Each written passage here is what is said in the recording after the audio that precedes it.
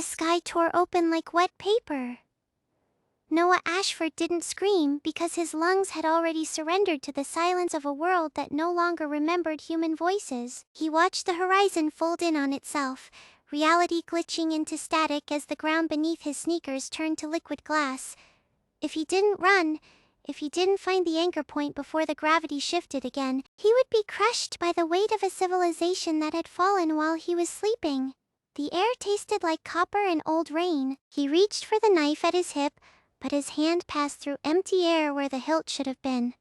The ground lurched upward. Hours earlier, Noah Ashford stared at the floating crystal hovering 3 feet above his face. It hummed with a low, throbbing pulse that vibrated in his teeth. He sat up, mud squelching around his thighs, and wiped rain from his eyes. The forest behind him was wrong, too green, too loud. "Welcome, pioneer," the crystal said. The voice didn't come from the air. It came from inside his skull, clear and crisp like a notification chime. Civilization has fallen. Tame, build, survive, expand. Noah blinked. He looked around at the towering ferns, the impossible blue of the sky, the strange twisted shapes of trees that looked more like coral than wood. "Is this an RPG?" he asked aloud, his voice trembling. "Where is the tutorial? Who am I talking to?"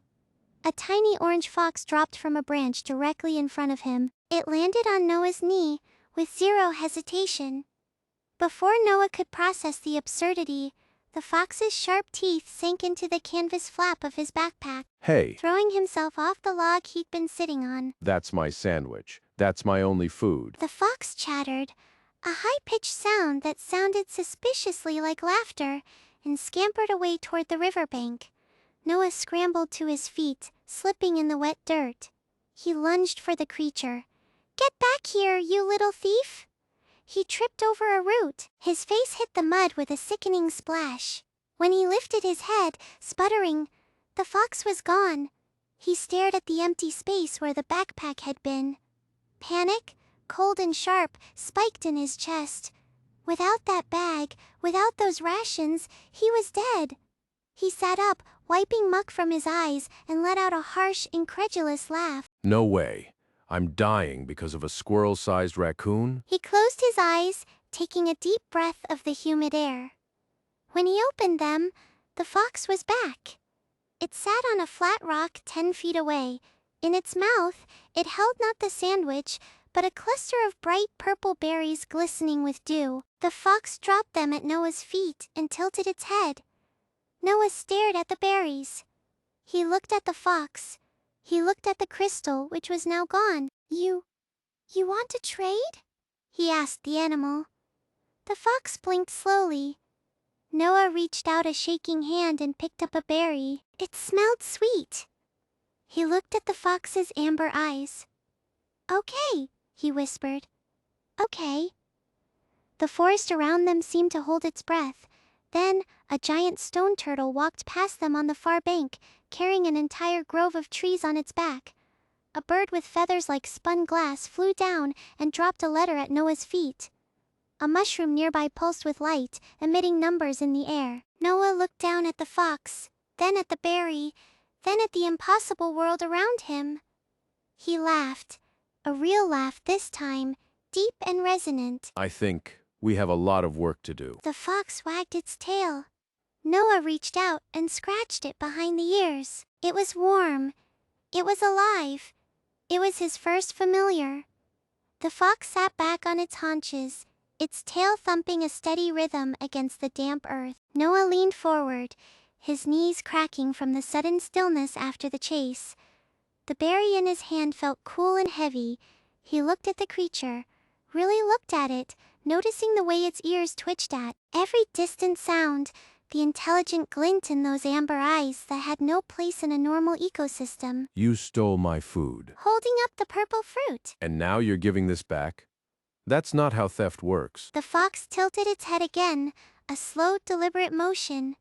It let out a short yip and pointed a sharp claw at the berry in Noah's hand. Then it looked toward the riverbank, where the giant stone turtle was continuing its slow, tectonic march away from them, branches of ancient oaks swaying gently on its shell like a moving forest. I see you want to trade. Or maybe you're just being nice because I didn't kill you. The fox chattered again, louder this time. It scrambled down the rock and trotted over to Noah, stopping inches from his muddy boot. It sniffed the air, then looked up at him with an expectant squint, No, shaking his head. I don't think so. I need that sandwich more than I need berries right now. My stomach is eating itself. The fox stared at him for a long moment. Then it turned its nose toward the backpack, which was lying abandoned on the log nearby, the canvas flap still torn open. It nudged the bag with its snout, pushing it slightly closer to Noah's foot. The message was clear. Return what is yours, take what is mine. Noah, he muttered to himself. You're having a conversation with a fox about economics. I have no other options, he said aloud, his voice dropping to a whisper. I'm alone in a world that breaks physics for fun. If you're the only one here who understands the concept of value, then we're partners whether I like it or not. The fox blinked. It didn't move. It just waited, its body rigid with anticipation. Okay, deal. But if you eat my sandwich, I'm keeping the berries. And you're helping me figure out why that turtle has a house on its back, and why that mushroom is counting to 10. The fox's ears perked up. It let out a sharp bark of agreement. Noah reached down, grabbed the strap of his backpack, and heaved it toward himself. The bag was lighter than it should have been. He unzipped the flap. The sandwich was gone. In its place were 3 raw carrots and a crumpled energy bar. You ate it. Horror dawning on his face. You actually ate my lunch. The fox didn't look guilty. It looked proud. It sat beside him, watching him with unblinking eyes as he examined the contents of his bag. The carrots were fresh, dewy, and clearly not stolen from any human garden. They had been placed there deliberately. Are you trying to feed me? Noah asked. Or are you trying to replace me? The fox yipped softly. It picked up a blue firefly from the air with surprising dexterity and dropped it at Noah's knee. The light pulsed gently, warm and inviting. I'm not sure I want your bugs. He looked back at the turtle, which was now half submerged in the river, its shell creating a small dam that diverted the water flow. A fox breathed blue fire while baking fruit nearby, a distant puff of azure flame wafting through the air, smelling of ozone and cinnamon.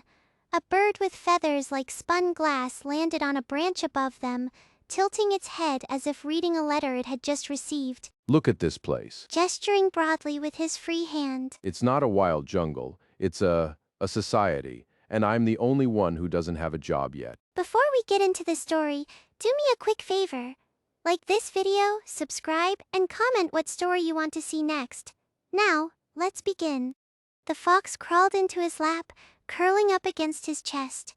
Its fur was warm, radiating heat that seeped through Noah's soaked shirt. He hesitated, then rested a hand on its head. The creature purred, a sound like tiny engines revving in harmony. So, what's the plan? Do we hunt? Do we build? Or do we just stand here and wait for the next absurdity to walk by? The fox nudged his chin with its nose. It pointed toward the stone turtle, which was now emerging from the water on the far side, shaking off droplets that sparkled like diamonds in the air. The turtle's movement had created a cleared path through the dense ferns. A straight, flat road of compacted mud and crushed shell stretched between them and the tree line beyond. You want to follow it? Why? Where is it going? The fox looked at him, then at the road, then back at him. It stood up, shaking its fur so that droplets flew onto Noah's jeans. It took a few steps toward the path, looked back, and waited. Noah. I think you're trying to tell me to come along. The fox yipped again, sharply. It turned and trotted a few paces forward, stopping to look back over its shoulder. The gesture was unmistakable. Follow. I can't just walk into the unknown with a thief. He stood up, brushing mud from his knees. He picked up the backpack again. I need supplies. Noah. He said, gripping the strap until his knuckles turned white. I need supplies. Specifically, I need to know if you're going to help me get them, or if we're just going to stand here watching giant reptiles commute. The fox sat down abruptly, its tail curling around its paws. It tilted its head, looking at the backpack, then up at Noah's face. Its ears swiveled forward, You don't understand. gesturing with his free hand toward the river. I have no idea what this world runs on. Is it magic? Technology? Biology? I need a baseline. I need to know if I'm trading with a wild animal or whatever that thing is. He pointed at the mushroom across the clearing, which was now pulsing with a rhythmic geometric pattern of light. Numbers floated in the air above it: 4, 7, 9, 12. It's teaching itself, or teaching us, or both. That's not normal. The fox stood up and walked over to the backpack. It picked up a corner of the canvas with its teeth and tugged. It wasn't aggressive, it was insistent, Okay, loosening his grip, but keeping hold. I'm listening. But if you try to eat the laptop, I'm throwing you into that river. The fox dropped the canvas and looked at him, unbothered. It took a step back, then another, leaving a trail of small muddy paw prints on the grass. It stopped 10 feet away and sat down again, waiting. Where are we going? The question hung in the humid air, heavy and absurd. You can't speak. You don't have hands to draw maps. How am I supposed to follow you anywhere without getting lost in this green hell? The fox turned its head toward the stone turtle, which was now visible in the distance, a moving island of rock and vegetation. Then it looked back at Noah. It barked once, sharp and clear. Right, the turtle. Because following giant tortoises is a standard survival strategy everywhere else. He started walking, keeping his eyes on the fox. The creature trotted ahead, pausing every few yards to look back and ensure Noah was still following. It moved with a purposeful grace, avoiding the deepest mud puddles and stepping lightly over roots that tripped Noah repeatedly. Why did you take my sandwich? The memory of his empty stomach gnawing at him. I had that for 3 days. 3 days of hunger. And you just took it. The fox stopped to sniff a cluster of ferns. It ignored the question. Don't ignore me. Picking up his pace, he caught up to the animal and stopped beside it. Answer me. Did you take it because you were hungry? Because you wanted my food? Or because... He trailed off, realizing he was asking a fox about its moral compass.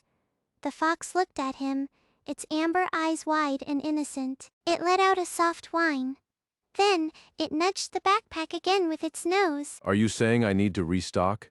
Is that the point? You took my food because I need more. The fox yipped in agreement. That makes no sense. If you steal my food, you're robbing me. If I buy more, you're enabling bad behavior. This is a terrible business model. He shook his head, laughing dryly. I'm negotiating with a predator using capitalist logic. I'm insane. The fox didn't seem to care about the economic theory.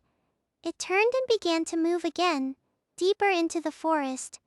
The trees grew thicker here, their canopies weaving together to form a twilight gloom. Sunlight filtered through in dappled patches, illuminating dust motes that danced in the air. Wait. Slowing down, he looked at the backpack. If you're going to be my partner, my guide, my whatever, I need some ground rules. First of all, no more stealing unless you're trading something of equal value. Second, He stopped. Second, who are you? What do you call yourself? The fox paused. It looked at Noah, then at the path ahead. It barked twice. I can't call you Fox. That's a species, not a name. You need a name. He scratched his chin, thinking. What do you like? Do you like berries? Fire? Numbers? The fox looked at him blankly. Okay, I'll figure it out later. For now, stay close. And if that turtle stops, we stop. I'm not chasing a rock any further than I have to. He started walking again, the mud sucking at his boots with every step. The air grew cooler as they moved away from the river, shaded by the towering canopy above. The sounds of the forest changed, fewer bird calls, more rustling of leaves, and the distant low rumble of the turtle's footsteps, Hey, breaking the silence. do you think there are other people here? Other pioneers? The fox glanced at him, then shrugged its shoulders in a way that was distinctly unfox-like. Don't shrug at me. That's a human gesture. You're mocking me. Its pace steady and confident. Noah had to jog to keep up, his breath coming in short gasps from the exertion. The humidity. Noah adjusted the strap of his backpack, which now felt lighter than it had an hour ago. He glanced down at the creature trotting beside him. I still don't have your name, he said, breaking the rhythm of his footsteps to match the fox's shorter stride. And I really need to know if we're going to find shelter before nightfall, or if you plan on sleeping in a tree while I freeze in this mud. The fox stopped abruptly, its tail twitching. It looked up at Noah, then pointed its nose toward a dense thicket of ferns to their left. You want me to go there? He took a step back, scanning the foliage for threats. Or is that where you live? Because if it's full of snakes, I'm not interested. The fox huffed, a small puff of blue-tinged smoke escaping its nostrils. It turned and trotted into the ferns, disappearing from view for a second before reappearing with something clamped in its jaws. It dropped the object at Noah's feet. It was a large, iridescent fruit, split open to reveal a gelatinous interior that pulsed with a faint blue light. Is this poisonous? He leaned down, careful not to touch it yet. Because if I eat a glowing berry and turn into a mushroom, I'm going to be very disappointed in our partnership. The fox sat back on its haunches, watching him with an expression that looked suspiciously like patience. He poked the fruit with a stick from the ground. It yielded slightly, releasing a scent that smelled like mint and ozone. I'm going to try a bite. Breaking off a small piece of the gel, he held it up to the fox. You first. If you die, I eat the rest out of spite. The fox sniffed the piece of fruit, then licked its lips. It seemed satisfied with the inspection and stepped back. Noah placed the fragment in his mouth. It was cool and sweet, dissolving instantly on his tongue. The effect was immediate. A warm sensation spread through his chest, chasing away the chill that had settled into his bones since he woke up by the river. And it tastes like heaven. How do you find these things? Sharply. It trotted back into the ferns and returned with 3 more fruits. This time, it didn't just drop them. It used its paws to roll them toward Noah in a neat little line. You're teaching me foraging. You stole my sandwich because you wanted me to learn how to hunt? Or forage? That's surprisingly efficient pedagogy. He picked up one of the fruits, examining its texture. It was firm but yielding, like ripe peaches. If I carry these, they might bruise, he said.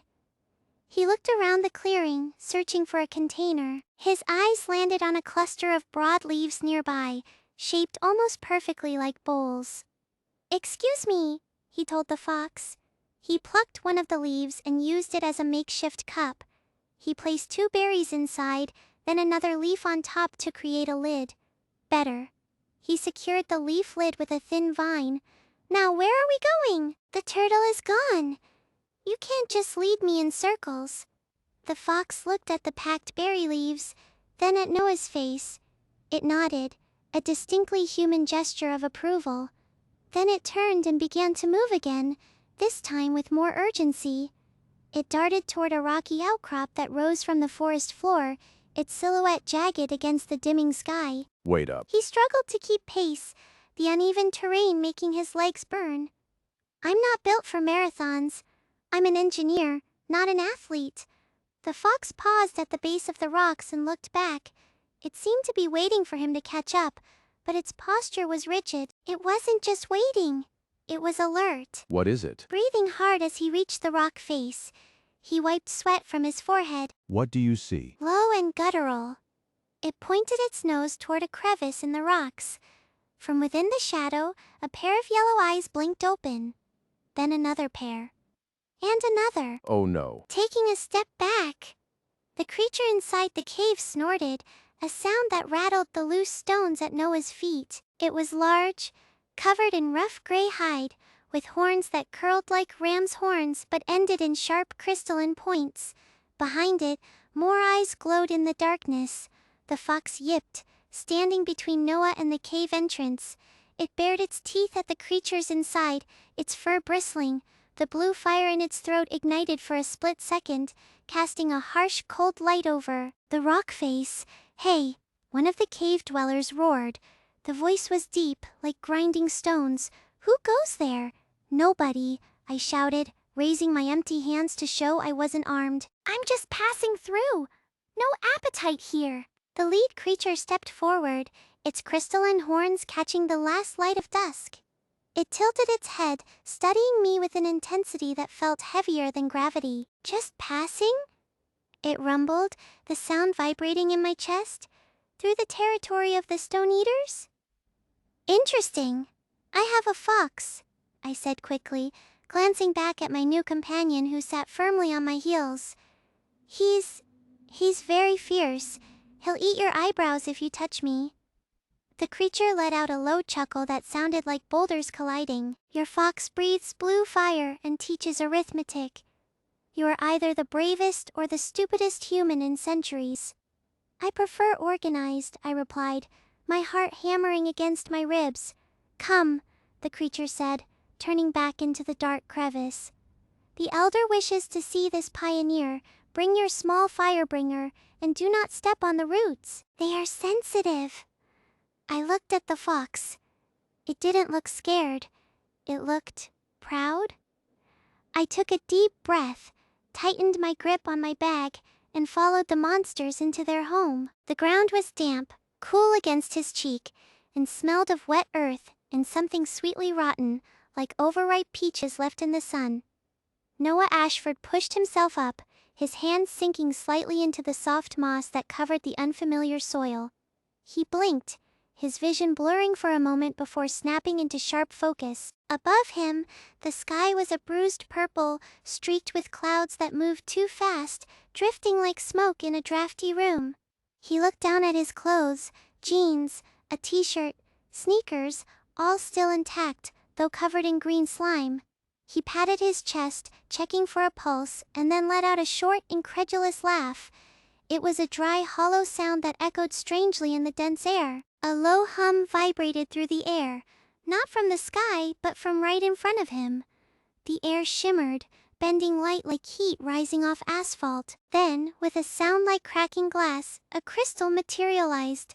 It floated at eye level, rotating slowly, its facets catching the strange purple light and throwing it back in rainbows that didn't quite make sense geometrically. "Welcome, Pioneer. Civilization has fallen. Tame, build, survive, expand." The words didn't come from speakers. They bloomed directly in his mind, clear and cold as ice water poured over his thoughts. Noah stared at the crystal. It pulsed once, then shattered into a million specks of light that dissipated before they hit the ground. He stood up, brushing off his pants. He muttered to himself, shaking his head. "Great. Just what I needed. Fantasy tropes and floating crystals, because waking up on an alien planet wasn't enough." He reached for his backpack, which lay beside him untouched by the phenomenon. He unzipped it, ready to check his supplies: flashlight, multi-tool, half a granola bar, and a notebook filled with engineering schematics he'd never finished. But the zipper was already open. Or rather, it had been pulled down. Hey, Grabbing the strap of the bag, 3 small shapes darted out from behind a nearby fern. They were round, fluffy, and white, resembling pom-poms given limbs and ears. 2 of them were wrestling over his flashlight, while the third was trying to stuff his granola bar into its cheek pouches, which seemed far too large for its face. The creature holding the flashlight paused, tilted its head, and then squeaked. It was a high-pitched sound, like a mouse sneezing. It dropped the flashlight and ran toward Noah's feet, nipping at his shoelaces. The second creature, still chewing on the granola bar, looked up, cheeks bulging, and offered him a crumb. no, that's mine. Pulling his foot back, And so is the light. he knelt, extending his hand toward the flashlight. The creature watching him from behind the fern tilted its head again, mimicking the first one's derriere gesture. It didn't run away. It just watched, its black eyes wide and unblinking. I'm not your toy. Though he kept his voice soft. I need that light if we're going to do whatever I'm supposed to do here. The creature with the flashlight crept closer, sniffing at Noah's knee. It didn't bite. It just waited. Noah realized with a jolt that it wasn't attacking. It was waiting for an exchange. He carefully took the flashlight from the third creature, who dropped it with a soft thud. In return, he tossed a piece of his notebook paper to the other 2. They scrambled over each other to catch it, tearing it into strips almost instantly. You can have the trash, but I keep the light. He moved away from the bag, walking toward the edge of the clearing where the forest thickened. The trees here were massive, their trunks wider than houses, their leaves glowing with a faint bioluminescence. As he walked, the ground trembled, not an earthquake, but a rhythmic heavy thudding. Thump! Thump! He stopped. Emerging from the tree line was a turtle. It was not a normal turtle. Its shell was made of stone, rough and moss-covered, but its legs were thick pillars of muscle and bone, and on its back, it carried an entire forest. Trees grew out of its shell, roots tangled in cracks in the stone, vines draping down like waterfalls. Birds nested in the foliage that sprouted from the giant creature's back. Noah stood frozen, his breath caught in his throat. The turtle walked past him, heading toward the river, moving with a slow, deliberate grace that suggested it had done this for centuries. The turtle didn't react. It just kept walking, its legs churning up mud with each step. He looked back at the fluffy creatures, who were now trying to untangle themselves from the crumpled paper. Okay, he said, his voice shaking slightly. Okay, monsters, big monsters. He turned back to the clearing, where the small fluffy creatures were still arguing over the paper scraps.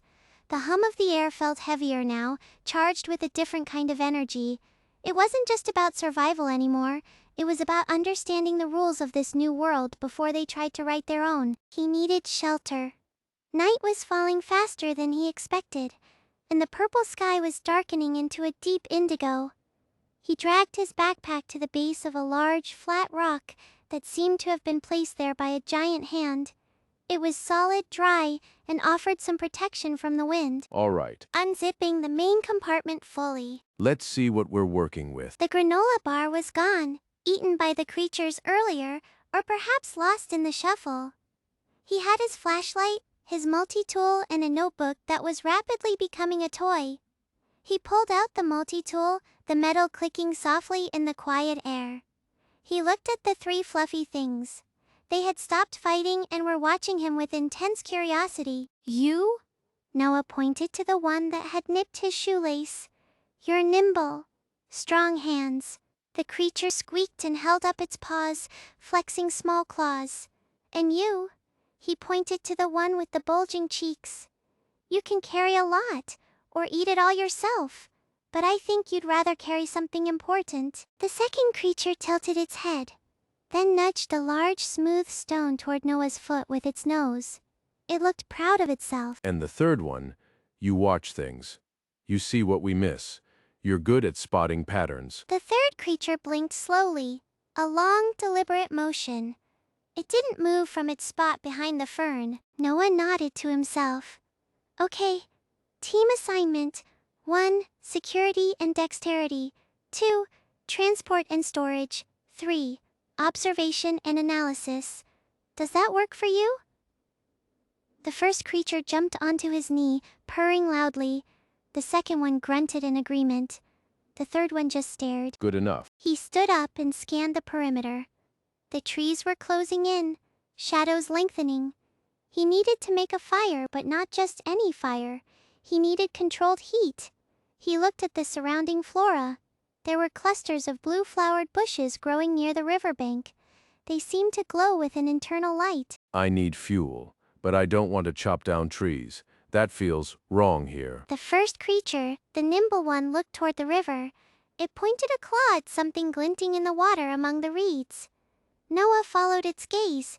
There, half submerged, was a cluster of crystals that matched the one he had seen earlier, though smaller and duller. They pulsed with a faint, rhythmic light. Energy source, not wood. Crystal shards. He turned to the second creature. Can you get those? To the rock? Be careful. Don't touch them directly with bare skin. The creature didn't understand English, but it understood intent. It scampered toward the river, moving with surprising speed for such a small body. Noah watched it navigate the muddy bank, dodging roots and slippery stones. He turned back to the third creature. Stay close, he said, and watch my back. If anything big comes out of the trees, you let me know, before it sees me." The third creature nodded, a surprisingly human gesture. It settled down on a high root, acting as a living security camera. Noah walked toward the riverbank, his flashlight beam cutting through the gloom. The air here was cooler, smelling of ozone and wet stone. He reached the cluster of crystals and picked one up. It was warm. Vibration traveled up his arm, tickling his nerves. It wasn't painful. It felt like holding a live battery. "Okay," he said to the empty air. "Interesting." The second creature returned, carrying 2 larger shards in its mouth. It dropped them at Noah's feet and looked up expectantly. Good work. He picked up the shards. They were heavier than they looked. We need to test this. Not yet. We need a structure first. A containment field of sorts. He looked at the rock he had chosen. It was flat, but exposed. He needed walls. He couldn't build them from scratch, not with no tools and no time. But he could use what was there. There were fallen branches, dry and brittle, scattered around the base of the trees, and there were vines thick, sturdy vines that hung from the canopy like ropes. The first creature scurried back up to him. It chittered softly, pointing toward a patch of thickets nearby. Noah followed its gaze. The thicket was dense, interwoven with those same sturdy vines he had seen hanging above. You want me to gather materials? The creature nodded vigorously. All right, but we do it together. You weave. I'll hold the tension. We make a net, or a wall. Something that holds shape. He threw one end of a vine over a low branch of a nearby tree. The first creature grabbed the other end with its teeth and pulled, testing the strength. It held. Strong. Perfect. His engineering mind automatically calculating angles and load. Here. Holding up the interwoven vine structure he had spent the last 20 minutes tightening. Tension is key. If the weave is too loose, it collapses under weight. Too tight, and the fibers snap. The nimble creature chattered in approval, stepping onto the makeshift wall to test its stability. The structure held firm, groaning slightly under the small animal's weight before settling back into place. See? Wiping mud from his hands with a ragged piece of cloth torn from his pants. It's not just about strength, it's about geometry. The third creature, the observer, dropped down from its high perch on the root and scurried over to inspect the weave more closely. It ran a claw along the intersection points where the vines knotted together, Exactly. pointing to the knot. If we can replicate this pattern with stronger materials, we get rigidity without mass. The second creature arrived back from the riverbank, dropping 2 heavy crystal shards at Noah's feet. It looked up expectantly, its tail wagging in a slow, rhythmic thump against the dirt. Good. Kicking one of the shards gently toward the first creature. Can you carry these to the rock? Not too far, just near the edge of the clearing. The creature picked up the crystals with surprising delicacy, its small claws adjusting to the smooth surface. It looked back at Noah for confirmation. Wait. Raising a hand, he turned to the third creature. I need you to track the light patterns on those shards. When I strike them together, record the frequency of the pulse. Don't move until I say go. The observer blinked slowly, its large eyes fixing on the crystals in the other creature's mouth. It didn't make a sound, but it settled into a crouch, perfectly still. Noah pulled out his multi-tool, unfolding the small saw blade. He felt exposed, vulnerable against the backdrop of the towering trees and the encroaching dark. He needed to feel safe before he could think clearly. I need fire. Looking at the blue-flowered bushes near the water. But not just any fire. I need something that burns clean.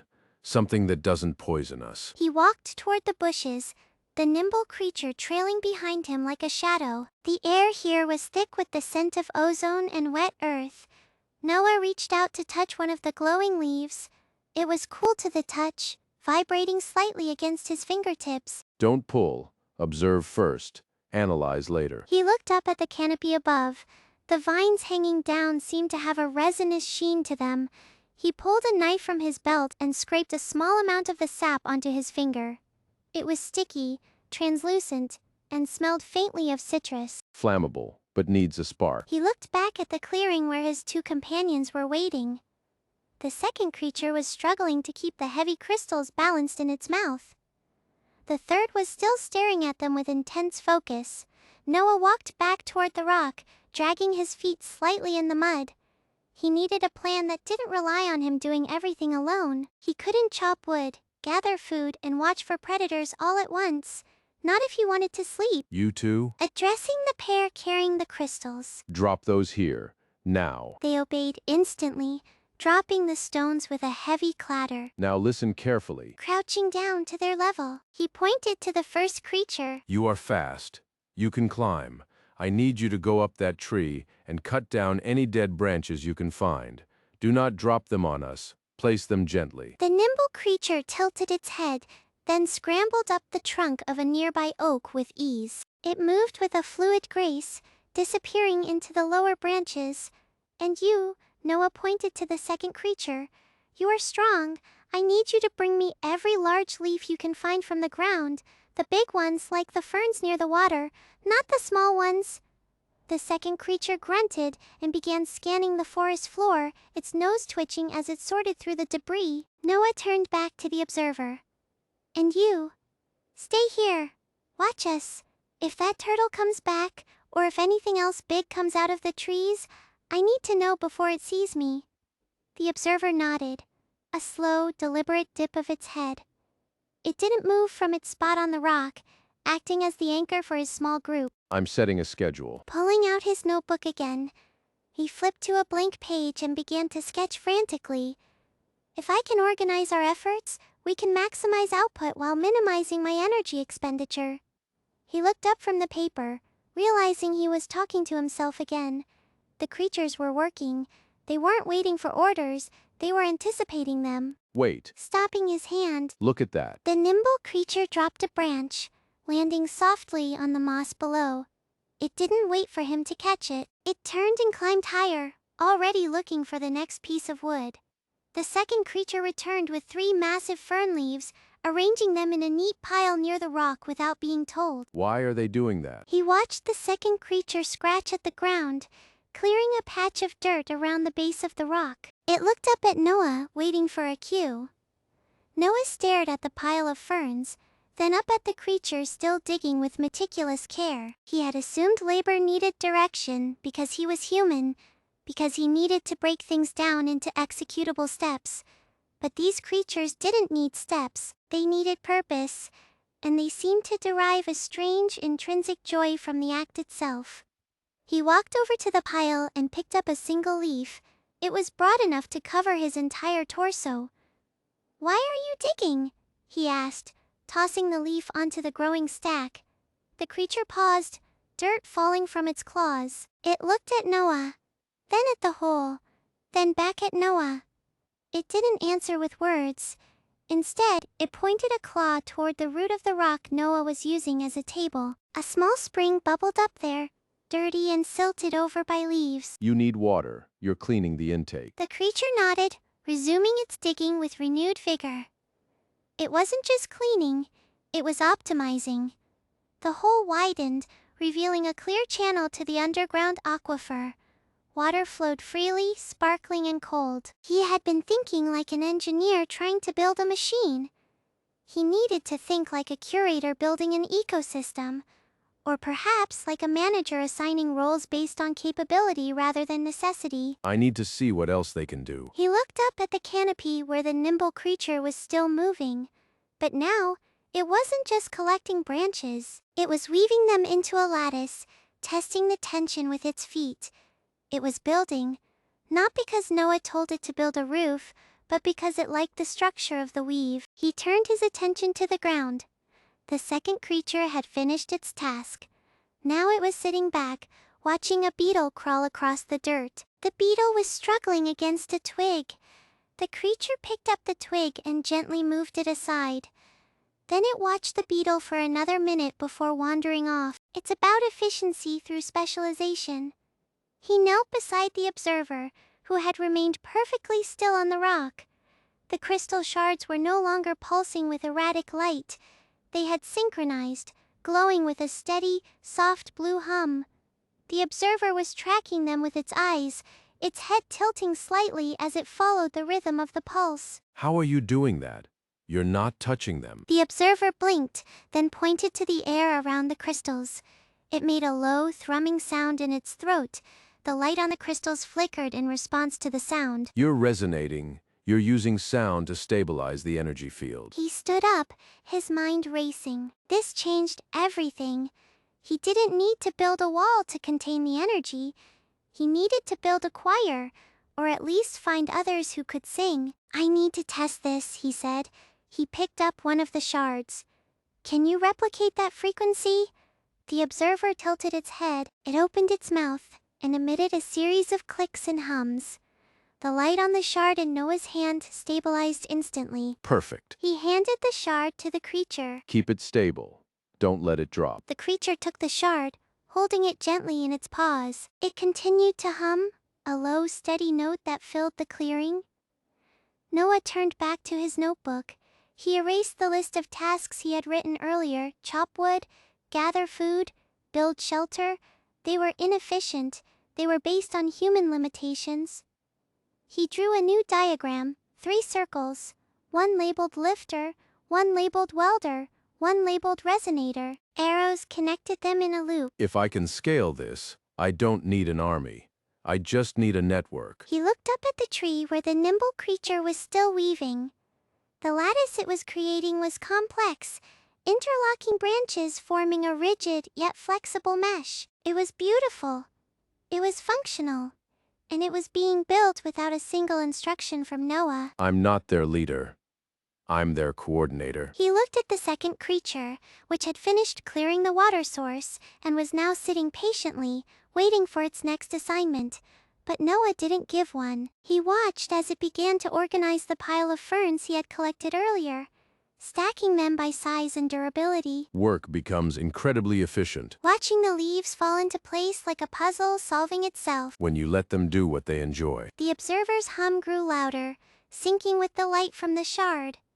The nimble creature above adjusted its weave in time with the rhythm. The second creature arranged the ferns to block the wind coming from that direction. Noah smiled. But for the first time since he woke up, he wasn't afraid of the dark.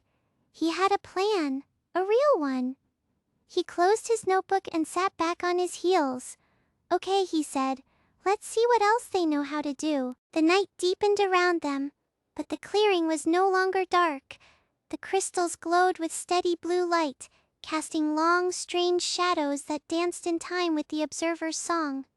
Noah Ashford watched the scene unfold, realizing that his goal had shifted. It wasn't. The sun beat down on the dry riverbed, baking the mud until it cracked into jagged polygons of earth. Noah Ashford sat on a flat rock, his legs dangling over the edge, watching the small figure scurry between the wreckage of his scavenged supplies. The air smelled of ozone and wet stone, a sharp contrast to the sterile humidity of the dorms he had left behind only hours ago, or what felt like days ago. Time had lost its meaning since he woke beside this river, laughing at the absurdity of his situation before the reality of survival set in. Now that laughter felt like a distant memory, replaced by the frantic energy of a creature that demanded order from chaos. The gearling was a nightmare of brass and curiosity, no taller than Noah's knee. It moved with jerky, precise motions, its multiple limbs clicking softly as it sorted through a pile of twisted metal scraps. One of its clawed feet nudged a rusted wrench into alignment with a screwdriver. Then another leg tightened a bolt on a makeshift filtration system Noah had begun assembling.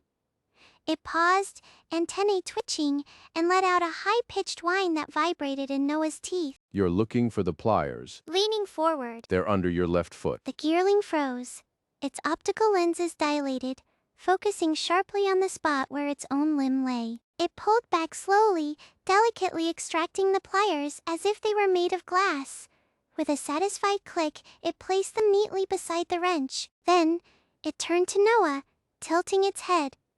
Organization is survival, the gearling chirped, its voice like grinding gears. Chaos is death. I'm just trying to keep from dying. Rubbing his temples. And you're making me nervous. I can't tell if you're helping or judging me. Both are required for efficiency. It grabbed a loose wire and began wrapping it around a component with practice speed. The structural integrity of your shelter is insufficient. The wind will dismantle it within 3 rotations of the sun. I propose a framework, reinforced, symmetrical. I don't have time for symmetrical frameworks right now. Standing up and brushing dirt from his pants. I need water purification more than I need aesthetic appeal. Aesthetic appeal reduces stress. Stress impairs judgment. Impaired judgment leads to error. Error leads to death. The gearling dropped the wire and pointed a claw at the horizon. We must build. We must organize. Or we perish. Noah sighed, looking out over the barren landscape. There was no one else here but him and this tiny obsessive machine. He had spent the last hour trying to piece together a workable filter from scrap metal, only for the gearling to dismantle half of it because the angles were Off by 3 degrees. He hadn't told anyone that yet. There was no one to tell. Fine. Show me how you'd build it. But if it takes all day, we don't eat. Eating is inefficient before construction, the gearling countered. It causes lethargy. Then you're hungry. I'm hungry, so let's talk about food, not architecture. Before the gearling could respond, the ground trembled. It was a subtle shift at first, like a heavy weight being dropped nearby. Then it grew into a rhythmic thudding that shook dust from the rocks above them. Noah froze, his heart hammering against his ribs. The gearling's lenses narrowed, focusing on the tree line 50 yards away. Hostiles. Its voice dropping an octave. Threat level. Critical. Noah Ashford looked up, squinting against the glare. Shapes emerged from the brush, wild corrupted familiars, their forms twisted by some unseen malice. They were not human, nor entirely animal, but something in between, their fur matted with black veins that pulsed with a sickly purple light. Their eyes glowed with an unnatural hunger. One of them stepped forward, its claws scraping against the stone. It snarled, a sound that was half growl, half static. Noah stood his ground, though every instinct screamed at him to run. He didn't have a weapon, he didn't have power, he just had his wits, and they were failing him. Run. Its voice sharp, I will disable their limbs. You flee. No, raising a hand. I'm not running. Not yet. The familiars surged forward, 3 of them now, their movements jerky and aggressive. They circled him, cutting off any escape route. The lead familiar lunged, jaws snapping inches from his face. Noah stumbled back, tripping over a rock. He fell hard, the breath knocked out of him, and looked up to see the creature looming over him, drool sizzling as it hit the ground. I won't kill you, Noah gasped, staring into the glowing eyes of the beast. I don't want to hurt you. The familiar paused, its head tilting in confusion. The black veins on its skin pulsed faster as if reacting to his words. It let out a low whine, less aggressive now, more confused. Why? The familiar seemed to ask, not with words, but with a question mark in its posture. Because you're not evil. Forcing himself to stay calm, You're sick, and I can fix this. the gearling shrieked from behind him. Impossible. Corruption is absolute. It must be purged. It doesn't. No, you're wrong. Holding up a hand to stop the gearling's advance, the metal creature hissed, its gears whirring in agitation. It's not absolute. Look at the veins. They're fading. The familiar lowered its head, the sickly purple glow dimming to a dull gray. It let out a shuddering breath, its body trembling. Noah took a slow step forward, keeping his movements gentle and predictable. But you have to stop fighting it. Help? Noah ignored the tiny engineer. He reached into his pocket and pulled out a small vial of water he had painstakingly filtered earlier that morning. It was clean, clear, and vital. This won't hurt, he told the beast. It's just hydration. Your system is stressed.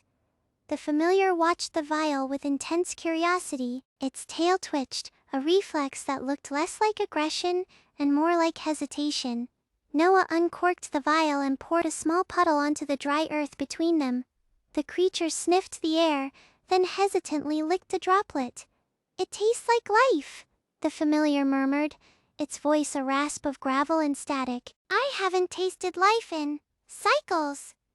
The gearling shrieked again, jumping onto a nearby rock for safety. Do not consume the resource. It is ours. The corruption spreads if we interact too long. Shut up. He turned his attention back to the familiar. What's your name?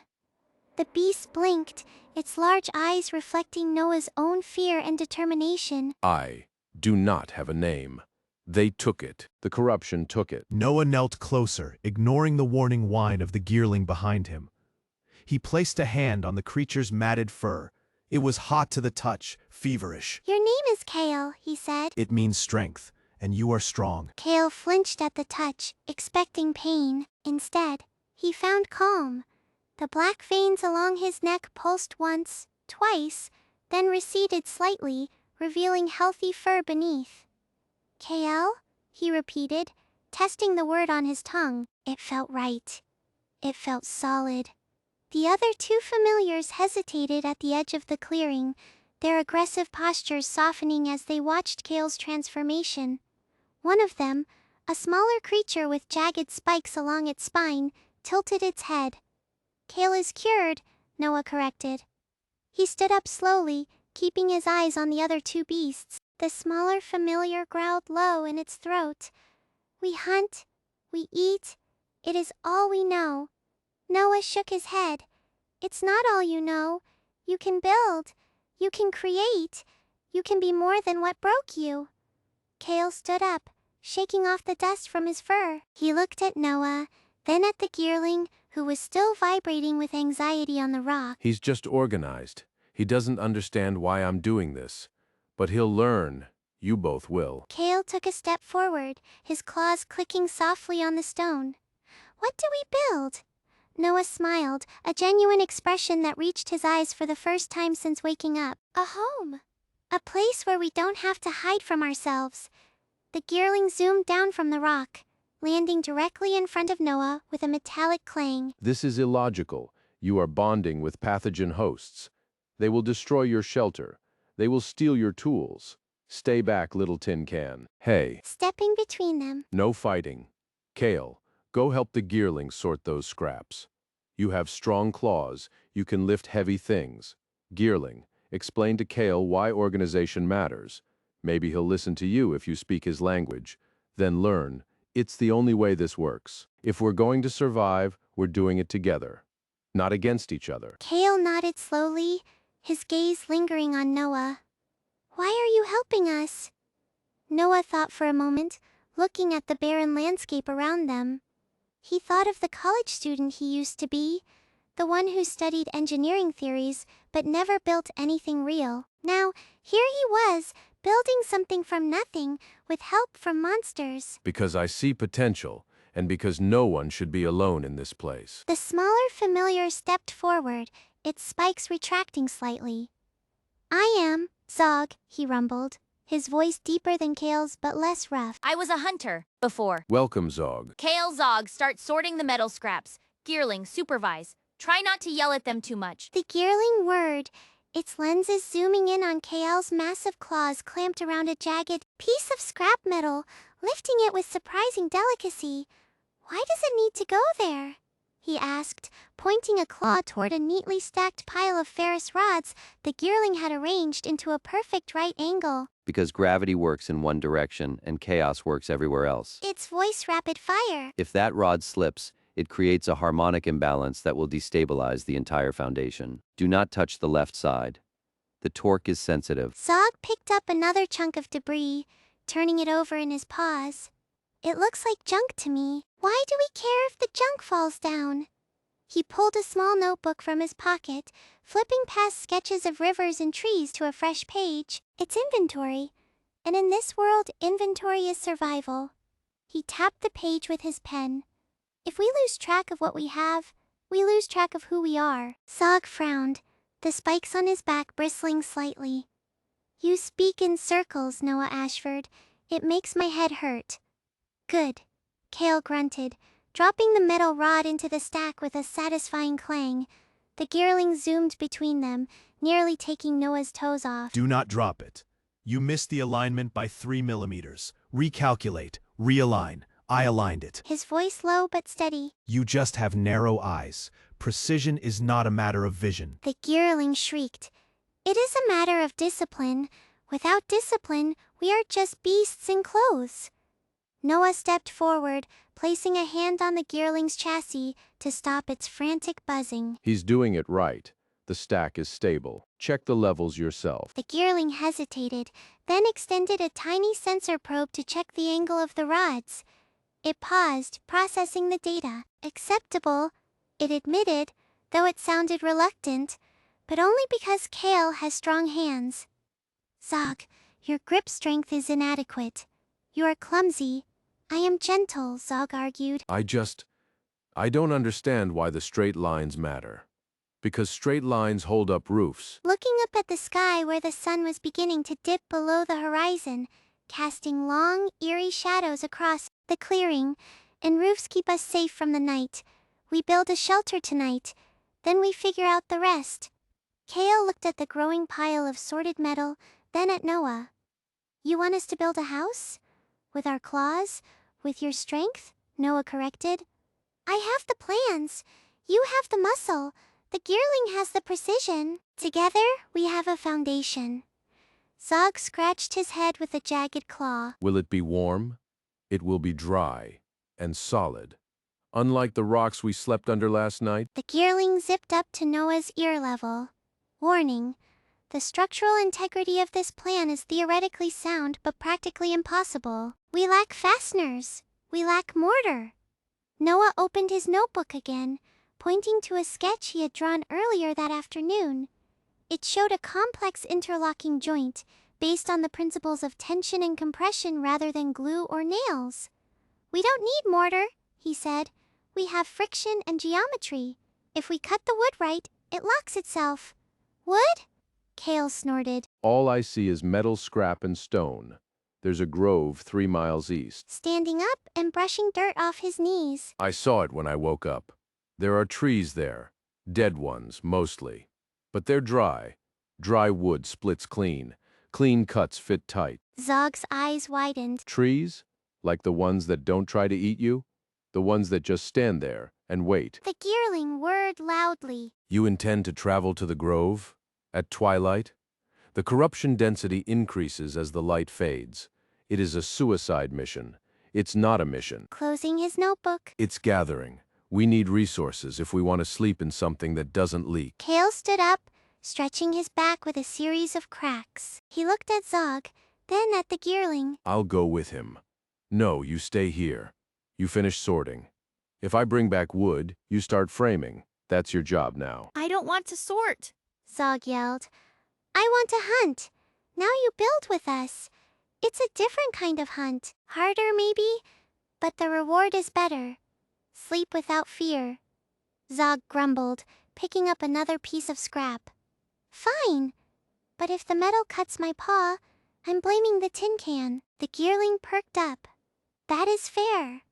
My armor is rated for light impacts only. Noah looked at Kale, who was watching him with an intense, unreadable expression. You don't have to come. Kale stepped closer, his massive head lowering until he was eye level with Noah. I do not come because I trust you. His voice a low rumble that vibrated in Noah's ribs. I come because if you die, who sorts the screws? Who tells the tin can where to stop screaming? Noah blinked, stepping back slightly as Kale pulled his head up. The monster's ears twitched, swiveling toward the tree line behind them. There are people here, bad ones. The gearling froze midair, its tiny propellers cutting out for a split second before whirring back to life. With panicked urgency, threat assessment elevated, it chirped. Corruption signatures detected, multiple vectors approaching from the ridge. Noah looked past Kale, squinting into the deepening twilight of the clearing. The air felt heavier now, charged with static that made the hair on his arms stand up. He didn't know what he was looking for, but he knew fear when he smelled it, and the wind carried the scent of ozone and rot. How many? Noah asked, 5. baring teeth that were too long, too sharp. Corrupted, angry. They want our food. He glanced at Zog, who had dropped his pile of scrap and was backing toward the tree line, spikes erect along his spine. Steal ours, Kale corrected. They are hungry. We are not. Then we don't fight. Though his instincts screamed at him to run, he forced himself to stay rooted. We hide, or we talk. The gearling zoomed in front of Noah's face, its lens aperture dilating and contracting rapidly. Illogical. Combat protocols dictate immediate evasion or neutralization. You cannot negotiate with corrupted entities. They are mindless. They are disease. They're not mindless. Surprising himself, he looked at Kale, then at the gearling. They're sick, like Zog was before. Zog paused in his retreat, one massive foot suspended in the air. I was sick? He rumbled. You were angry. And alone. These guys, they're probably just like that. But worse. They want to hurt us because they don't know how to ask for help. A harsh barking sound. They do not ask. They bite. I have seen it before you came.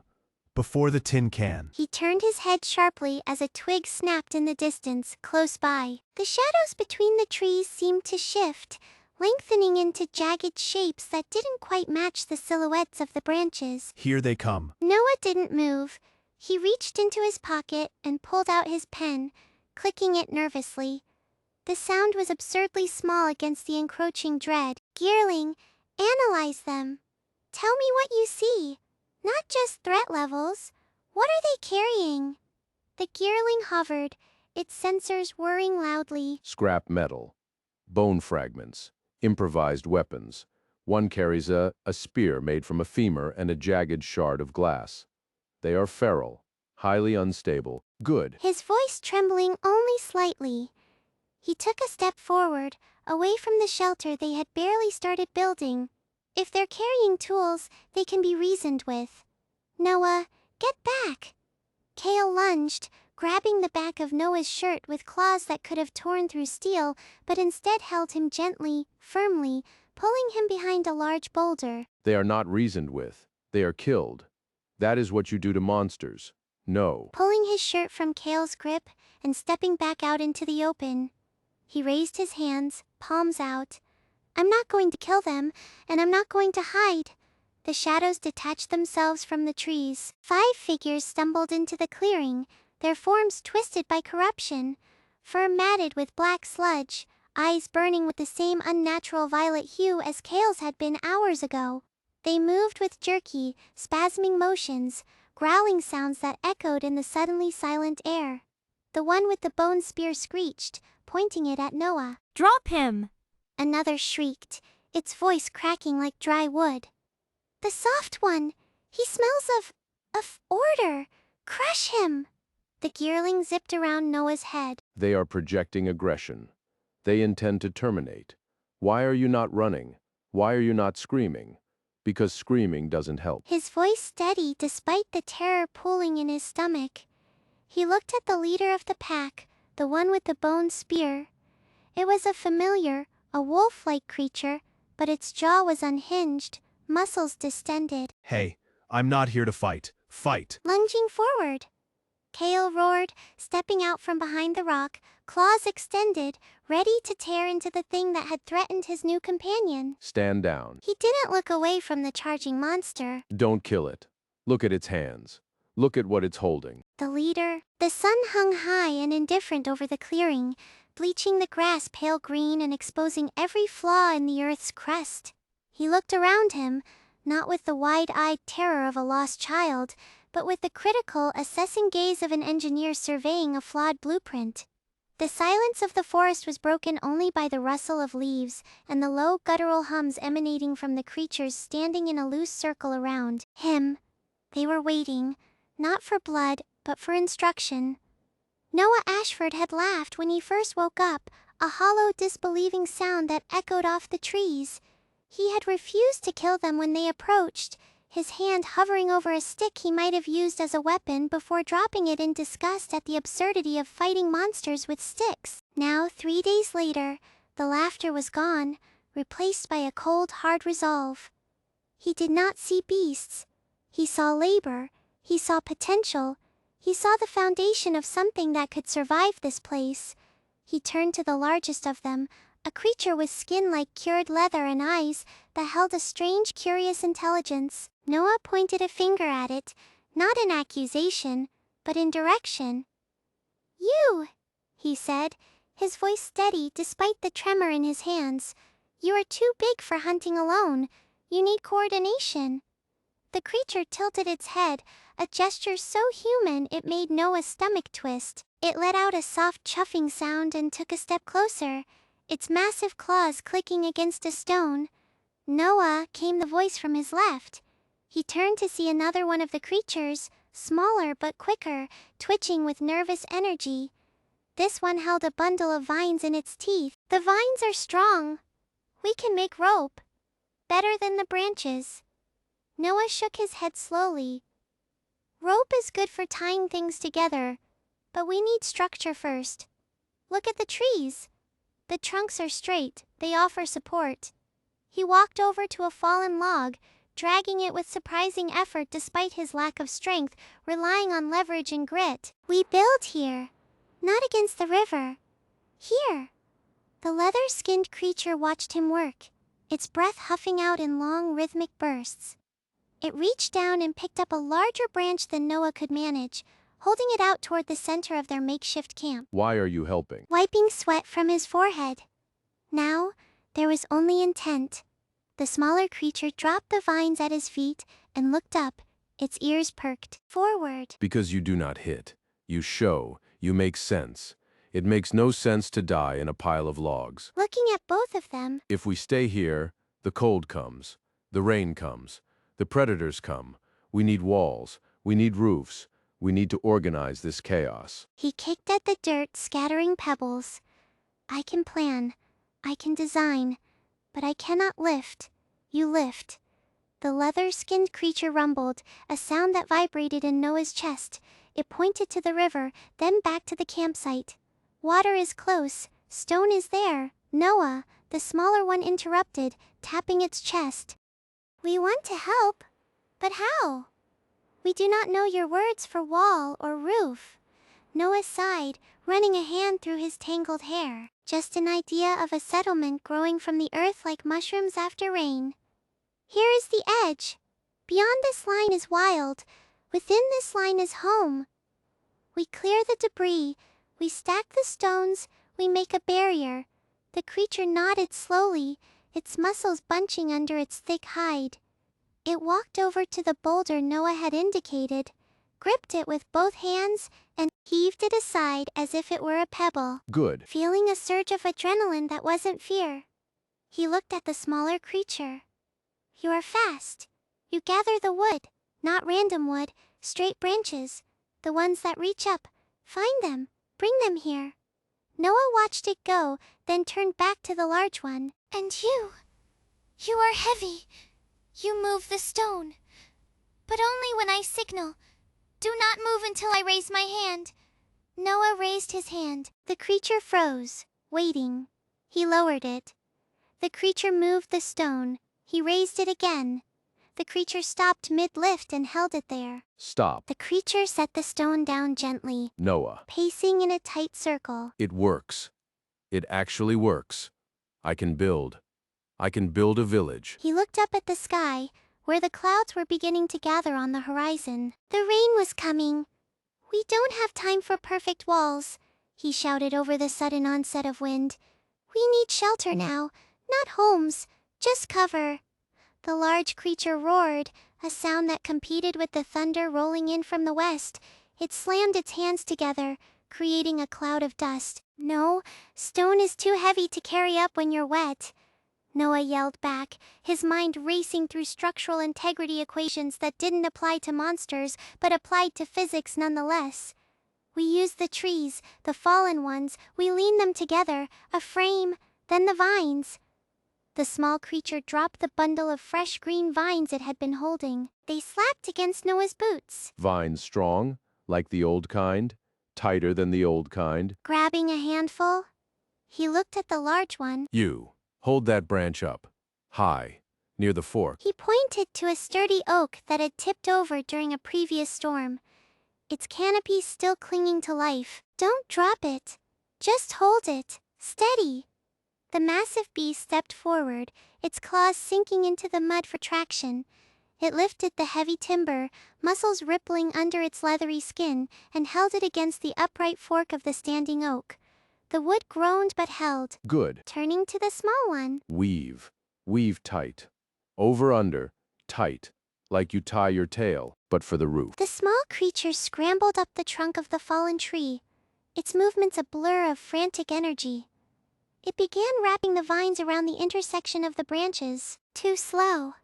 It muttered to itself, then louder to Noah. He is too slow. Noah, watch. The small creature's hands became a blur, knotting and twisting the fibers with impossible speed. Keep weaving, Noah instructed, moving to the other side of the frame. But weave around the stone base first. Anchor it in the mud so it doesn't slide when the wind hits. Shifting its weight. Yes. Pulling a thick rope of woven vine from the small creature's hands and beginning to secure the base of the frame into the soft earth. But until then, mud is our friend. It holds. Noah wants square. The small creature piped up, dropping down from its perch to land in a crouch beside Noah. Square is easier. Straight lines, less weaving for corners. Noah thinks square. Teeing off a knot with a sharp tug. Corners hold better if they are 90 degrees. We need 4 sides. And a door. A hole where we can walk through without breaking the walls. The large creature looked at the open space between 2 logs. He looked around the clearing. It was no longer just a campsite. It was becoming something else. We need more of these. Side by side. Connected for warmth. If one breaks, the other holds. Many houses? The small creature's eyes widened. For many people, we are only 2. And you, for now. He looked toward the tree line. Dozens of shadows were moving there. More of them. Watching, waiting. They had felt the vibration of the stone being moved. They had heard the roar. They were coming. The wind picked up, whipping rain into horizontal sheets. The first creature to emerge from the trees was a jagged thing with spines along its back. It hissed at the new structure. Don't fight it. Who had tensed to lunge. Look at the roof. Look how dry it stays. He pointed to the space beneath the lean-to they were building. It was already drier than the surrounding mud. See? No wet. Warm inside. You come in. After we finish the frame, the spined creature stopped hissing. It tilted its head, rain dripping from its snout. It took a tentative step toward the shelter. Dry? It asked, its voice like grinding gravel. Noah built it? The small creature said, puffing out its chest, with vines and trees. And Noah's hands. The spined creature looked at Noah. You make dry place? For us? Noah wiped his face, smearing mud across his cheek. He felt exhausted, hollowed out by the effort of coordinating chaos. But he also felt a strange pulse in his chest. It wasn't fear. It was purpose. Yes, I plan. You build. Come here. Bring the next branch. The straight one from the left. The spined creature hesitated, then took another step forward, its spines rattling softly like dry leaves. In the wind. Me? The sound sharp and uncertain. Yes. Not looking up from his work, but keeping his voice steady. Bring the branch, the straight one, from the left. The spined creature looked at its claws, then at Noah's muddy face, then back at the tree line. It let out a low chuff and turned to disappear into the gloom. But before it could fully retreat, 2 more shapes emerged from the trees. One was tall and thin, like a stalk of reed made of bone.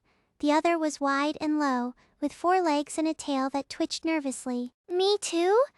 The tall one asked, its voice high and reedy. Make dry place? For me? Noah stood up, wiping his hands on his pants. He felt the rain soaking through his shirt, cold and heavy, but he didn't care. He looked at the new arrivals. They were not attacking, they were watching. And in their eyes, he saw what he had seen before. A desperate hope for something that wasn't just survival. It was belonging. You can help. Pointing to a pile of loose stones near the edge of the clearing. You are tall, you see far. Tell me which stones are best. The flat ones, the ones that don't roll. The tall creature nodded eagerly, its long limbs folding in a gesture that looked like a bow. Flat stones I see many, in the riverbed. Far away, bring them, but only if you can carry them without breaking them. I strong. The wide, low creature rumbled. It stepped forward, its heavy feet sinking into the mud. I move stone, like Big Brother. Noah smiled, a tired, genuine smile. Yes, turns. That's how we learn. That's how we trust.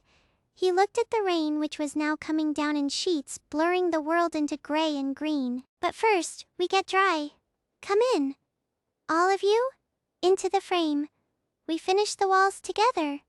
The spined creature returned, dragging a long, straight branch behind it. It dropped the branch with a thud near Noah's feet. Here, straight as my spine. Good. He looked at the 4 creatures now gathered around him, but it was a start. We need more hands. His voice carrying over the wind. Who else is out there? Who else wants dry? From the tree line, more shapes emerged.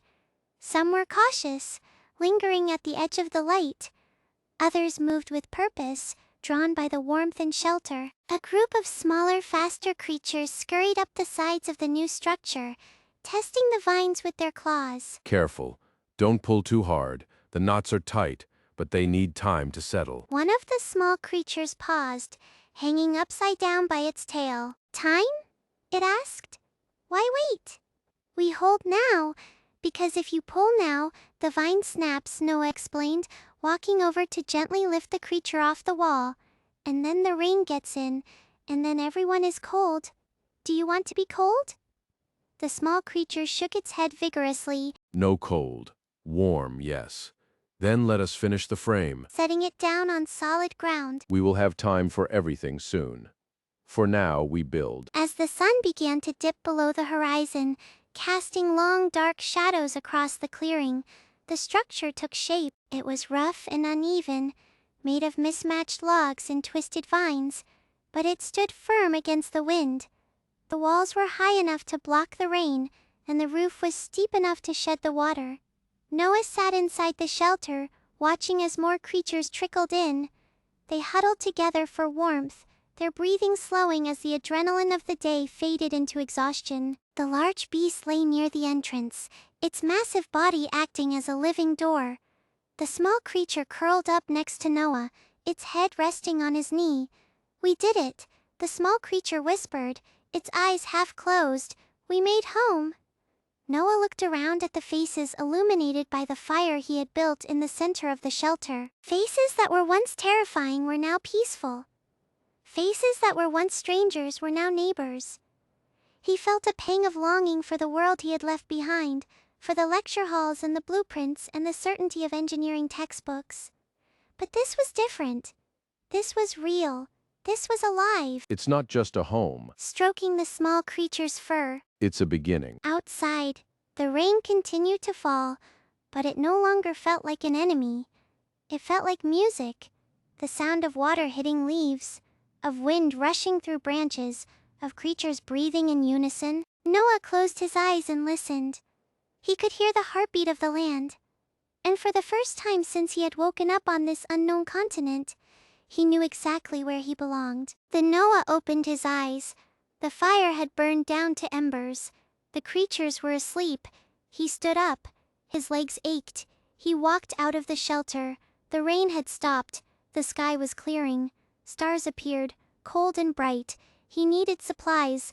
Wood was good, but stone was better for permanence. He found the tall creature by the riverbed. It was picking through the stones. Flat. The tall creature looked up. Its long face was grimy with mud. Yes. Look! It held out a large, smooth slate. Smooth for wall. No leak. Noah took the stone. He turned it in his hands. How many like this are there? Many, the tall creature said. Far upriver, in the bend, where water stops moving, the big stones sit still, like us when we sleep. Noah needs more.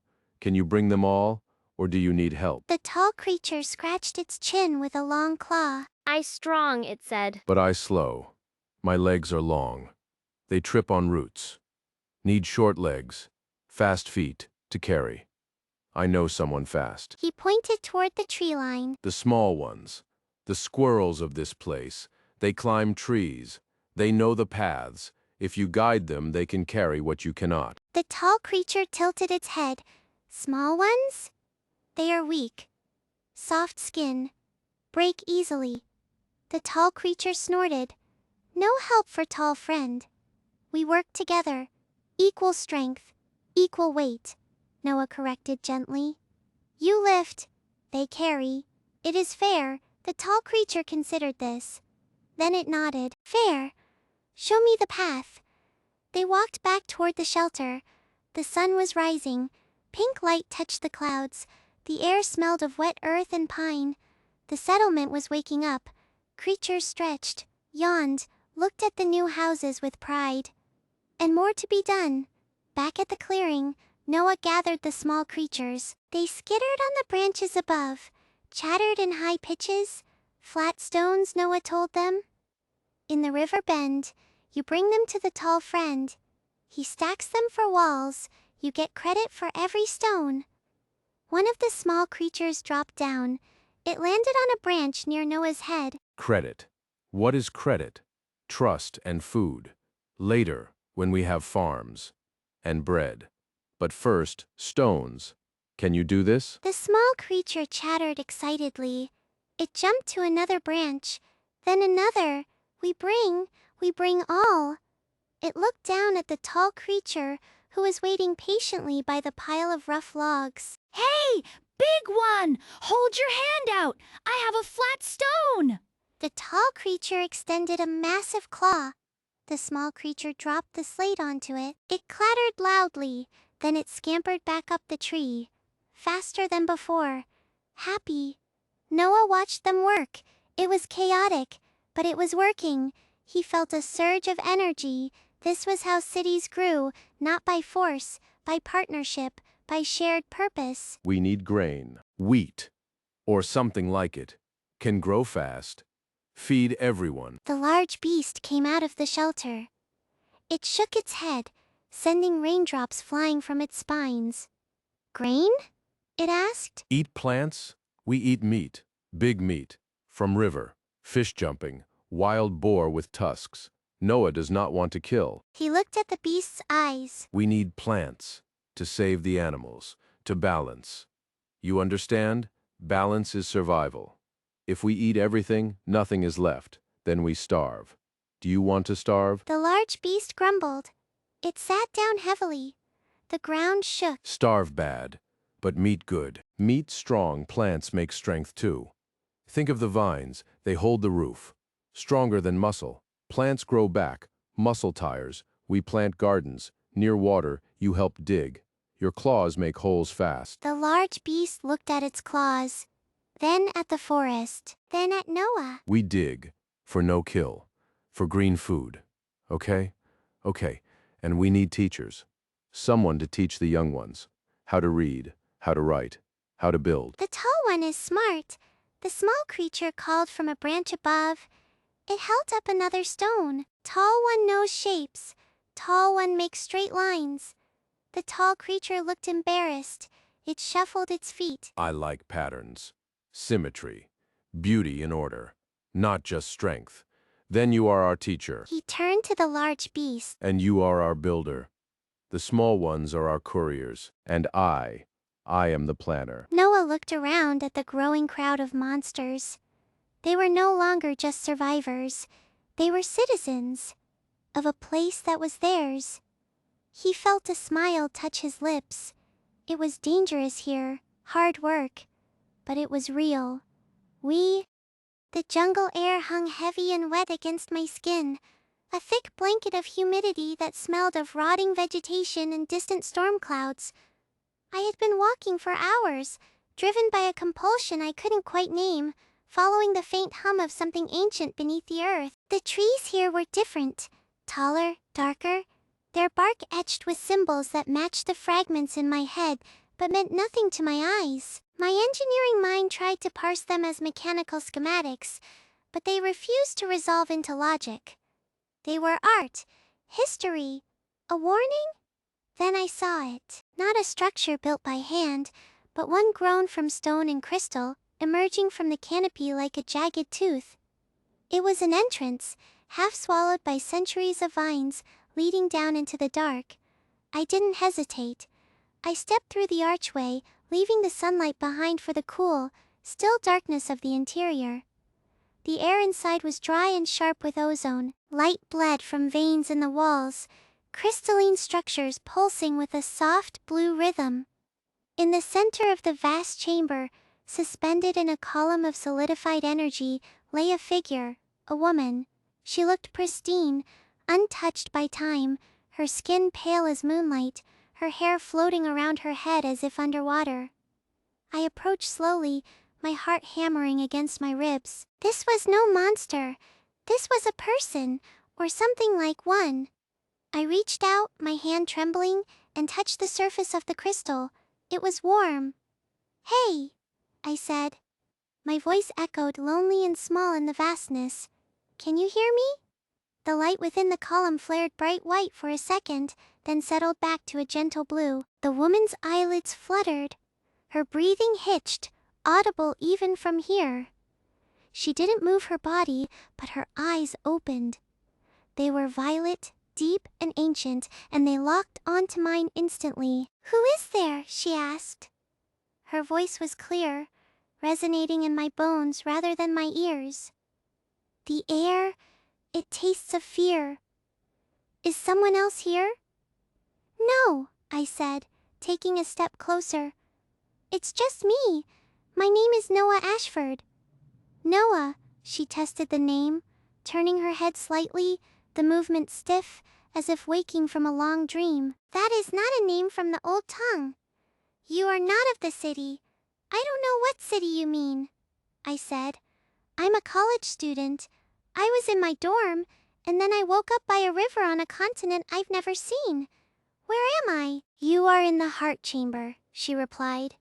Her gaze didn't waver from my face. It scanned me with an intensity that made my skin crawl. "You stand in the last sanctuary of the first kin.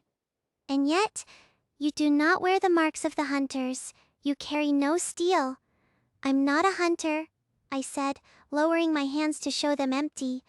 "I don't have any weapons. I'm just trying to survive. Can you help me?" She tilted her head, studying me with a curiosity that felt predatory yet harmless. "Help you? Why would the heart chamber care for the wandering soul of an outsider? You are far from the rivers where your kind sleeps. I don't know why I'm here," I admitted, "but I feel like I'm supposed to be.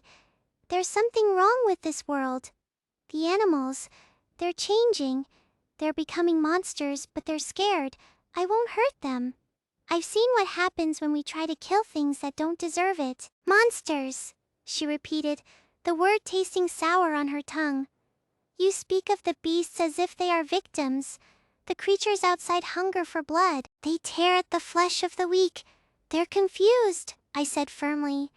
"They're scared. When we approach with violence, they fight back.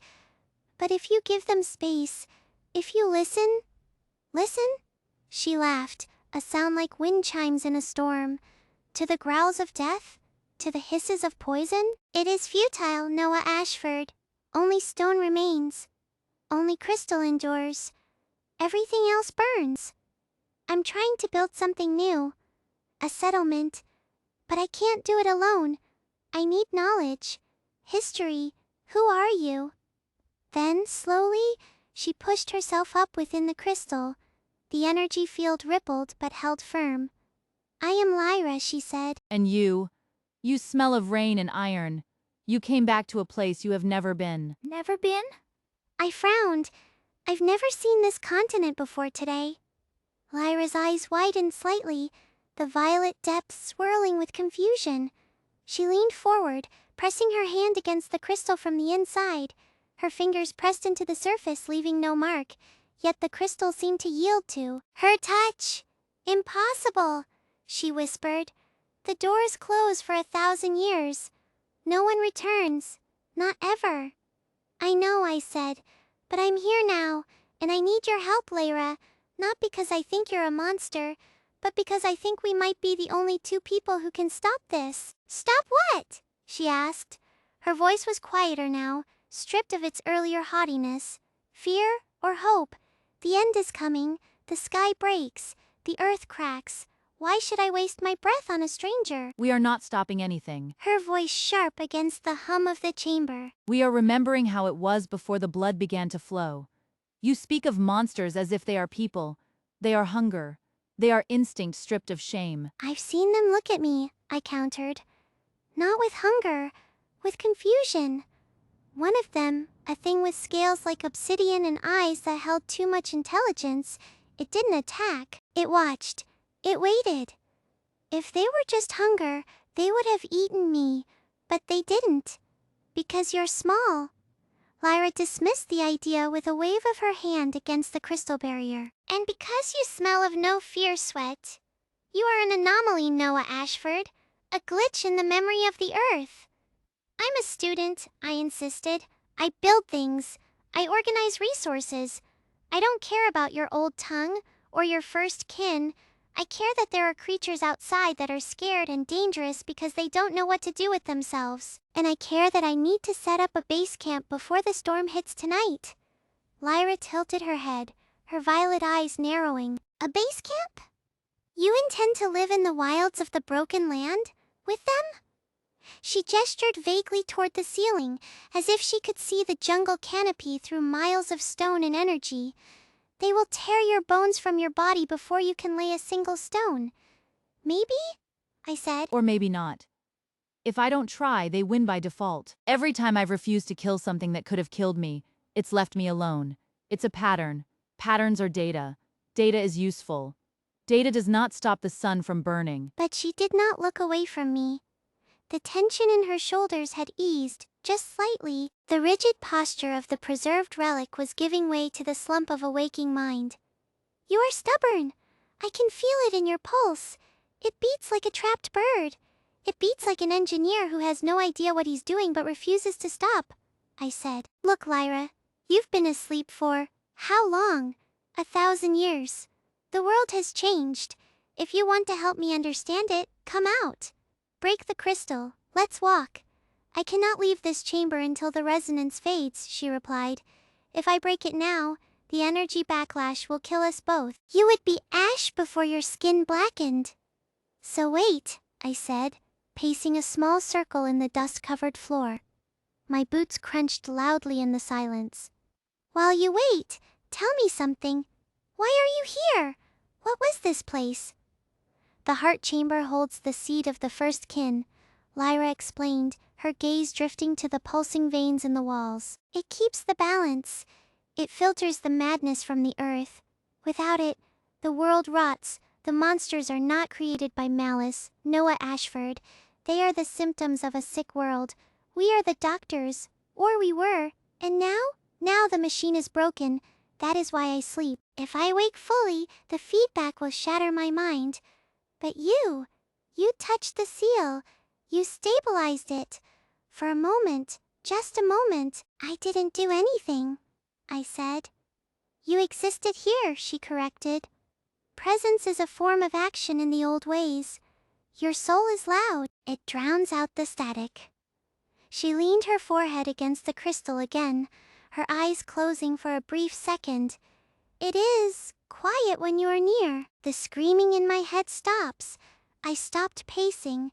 I walked back to the column, stopping just outside the reach of the energy field. So I'm helping. By being annoyingly present, by being a distraction, she agreed. A faint smile touched her lips, gone as quickly as it appeared. You have come back to save us? I'm trying to build a settlement. A place where we can keep the monsters from eating everyone and keep the humans from killing everything that moves. It's going to be hard. It's going to be messy. Chaos is the nature of life. Order is a lie we tell ourselves to sleep at night. But if you insist on ordering chaos, perhaps I can teach you the rules. That sounds like a deal, I said. But first, I need to know who you are. Not just your name. Who were you before this crystal? Lyra pulled back from the crystal, her expression hardening. The vulnerability was gone, replaced by a cold ancient dignity. I was the keeper of the third gate. I held the line when the skyfire fell. I watched my kin die while I slept. I am not a teacher, Noah Ashford. I am a ghost, and you're awake. That means you can choose who you are now. She looked at me, really looked at me, for the first time without scanning or analyzing. It felt like being seen by a predator that had decided not to eat you. You're a strange little creature. You walk into the mouth of death and offer it a handshake. Someone has to, I said. And since you're here, and I'm here, might as well start with that. I need to know where to go. Where is the nearest settlement? Lyra's voice was flat, devoid of the earlier sharpness but carrying a weight that pressed against my ribs. There are no settlements, Noah Ashford. There are only camps. Temporary clusters of fear huddled around dying fires. Okay, camps work. Where is the closest one? And does it have water? Fresh water? North? She said, her gaze drifting upward to the dark vaulted ceiling. 2 days' walk through the whispering jungle. It is where the humans gather. The ones who still remember how to use iron. Good. Iron holds together better than rope. Do not confuse metal with trust. The humans in that camp, they are changing too. Slowly. Their eyes grow duller, their patience shorter. They hunt the beasts not for food but for sport, for the thrill of dominance. Why do you know this? You've been asleep. Because the heart chamber hears everything, she replied. The earth screams when blood is spilled in vain, and these humans, they scream louder than the monsters ever did.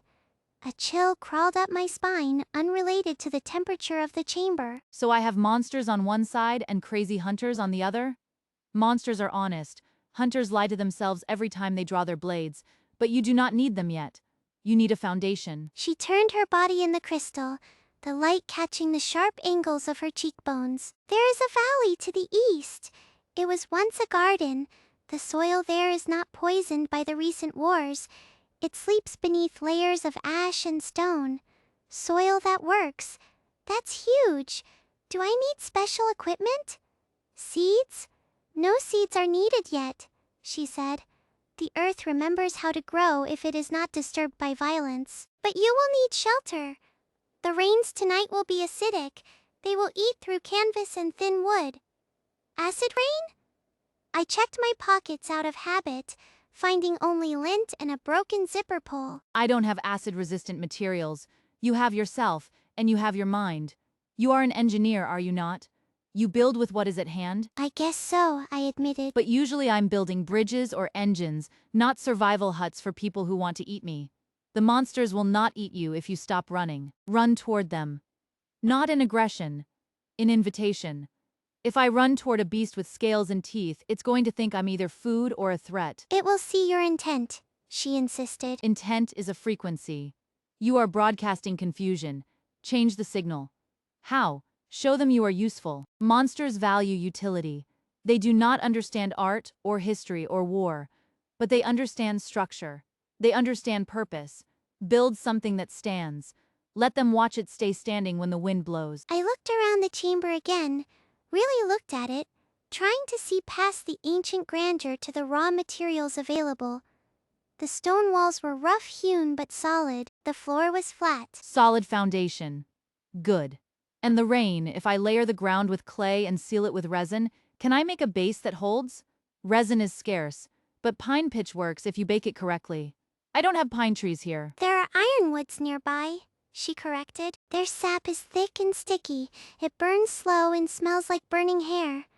But it holds water better than any metal pipe. I nodded slowly, the gears in my head starting to turn despite the fear nodding. My stomach, okay. Ironwood resin. Clay floor. Stone walls for windbreak. I can draft a plan. A simple one. One-man operation. One man is a fragile thing, Lyra observed. But you are not entirely alone. The beasts, they are curious about the source of the quiet frequency. You mean me? A pack of shadows, small, swift, predatory, watched you from the ridge yesterday. They did not strike because you did not raise a weapon. They will return tonight. Shadows? I asked. Animals made of dusk and teeth, she said. They are scouts. If they report that you are harmless, your perimeter will expand. If they report you are a threat, they will bring the larger ones. Great. So I have to impress a gang of shadow beasts with my carpentry skills? Precisely. Now go. The sun is setting. The light in the chamber is failing. You must reach the east ridge before dark. I stepped back from the crystal column, putting distance between myself and the strange woman inside, The door you entered through remains open. turning away from me to face the pulsing veins in the wall again. But take care. The jungle is waking up. I didn't wait for further advice. I squeezed through the gap, the air instantly thickening with the smell of damp earth and decaying vegetation. My heart hammered against my ribs, a frantic bird trapped in a cage of bone. I kept to the shadows of the corridor, moving fast but quiet, my boots finding purchase on moss-slick stones. Every step felt like a betrayal of gravity, as if the ground wanted to swallow me whole. Foundation first, shelter second.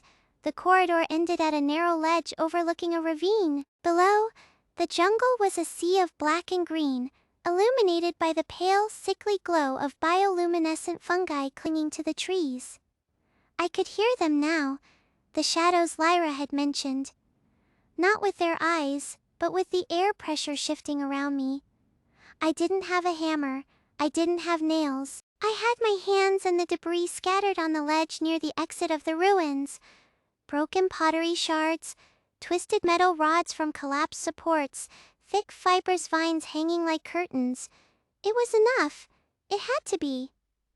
I dragged a large flat slab of stone onto the ledge, positioning it so it created a windbreak against the edge. Then I wove the vines through the broken metal rods, creating a lattice. A pair of yellow eyes blinked open in the darkness to my left, then another to my right. The shadows were circling. They didn't have faces I could see, just gaps in the light where teeth should be. I stopped weaving.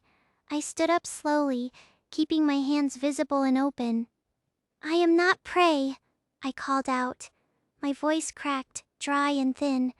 I cleared my throat and tried again, louder. "I am not prey. Look at this." I gestured to the lattice structure I had begun. I picked up a loose stone and slammed it against the twisted metal frame. It held. The vines didn't snap. The structure didn't wobble. The yellow eyes blinked again. One of the shadows stepped forward, its form rippling like smoke in a draft. It stopped 10 feet from me, its head tilted. "You see?" I said, my voice steady now, driven by the engineer's need to explain the function. "It stands against the wind. It holds weight. I can make more, bigger, stronger." The shadow let out a low hiss, a sound like steam escaping a pipe. It wasn't aggressive. It was curious.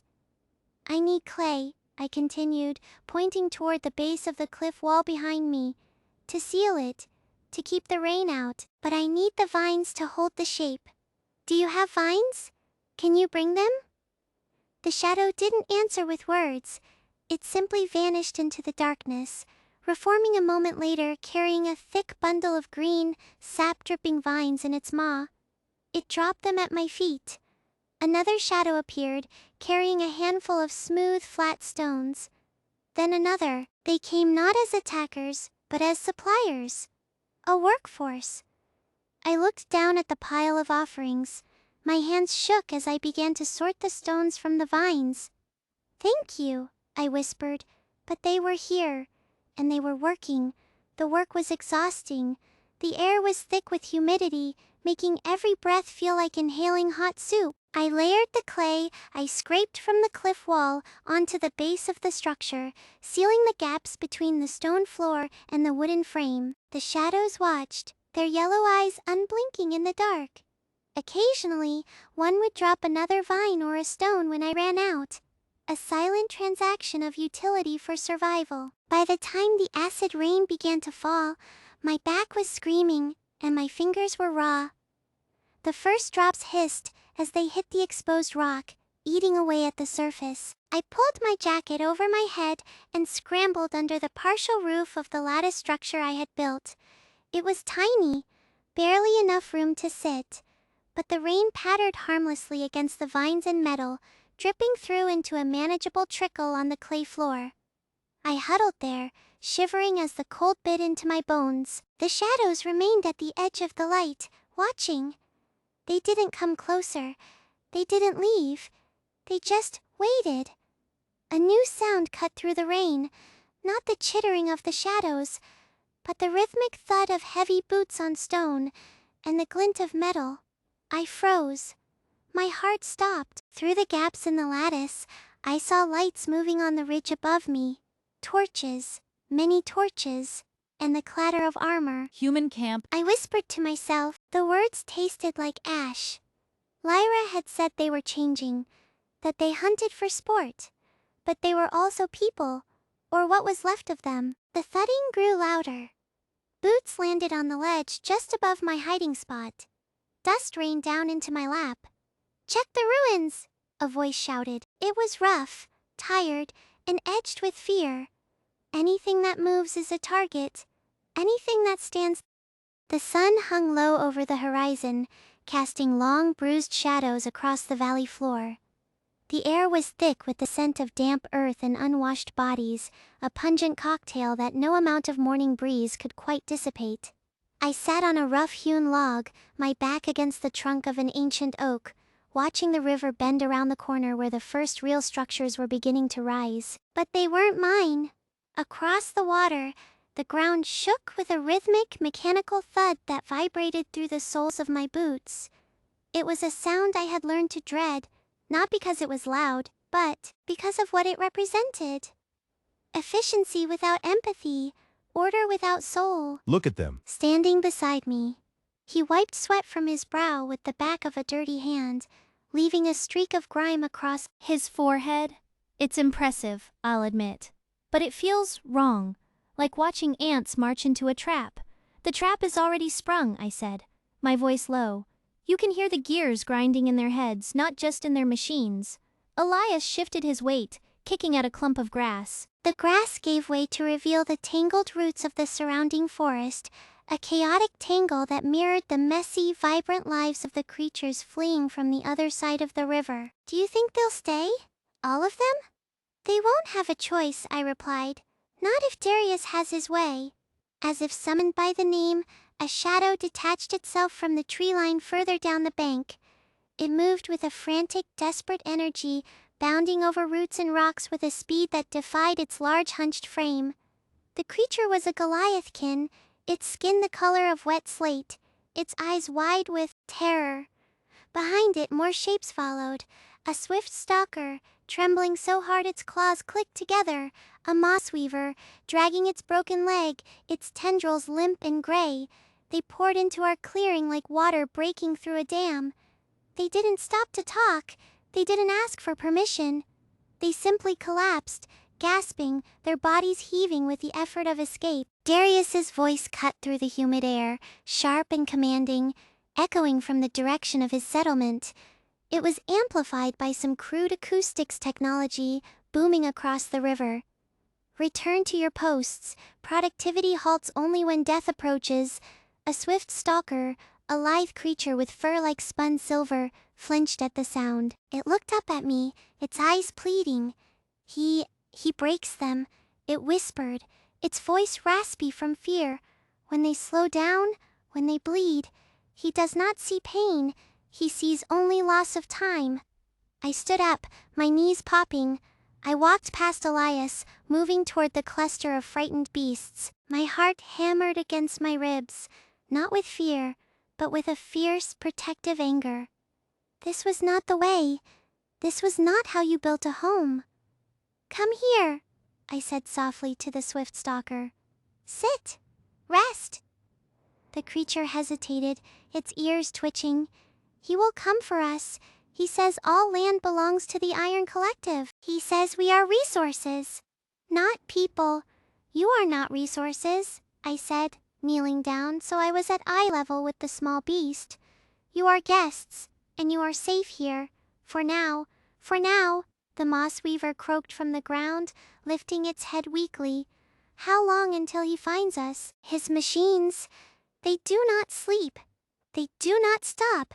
They hunt by sound, by heat." Elias came up behind me, placing a hand on my shoulder. "Noah, we need to talk about this. We don't have the supplies to feed them all, and Darius knows they're here. He's going to send the enforcers. Let him come, I said, standing up again. My voice was steady, though my hands trembled slightly at my sides. We'll figure it out. We always do. Darius stepped out from the tree line on our side of the river, a few yards away. He wore a clean white tunic that seemed impossibly pristine in this muddy, chaotic world. His posture was rigid, his eyes cold and calculating. He held a clipboard in one hand and a stylus in the other, as if he could annotate reality itself. Noah, His voice smooth and devoid of warmth. this is unacceptable behavior. You are harboring runaway assets. Assets that belong to the Iron Collective. I turned to face him.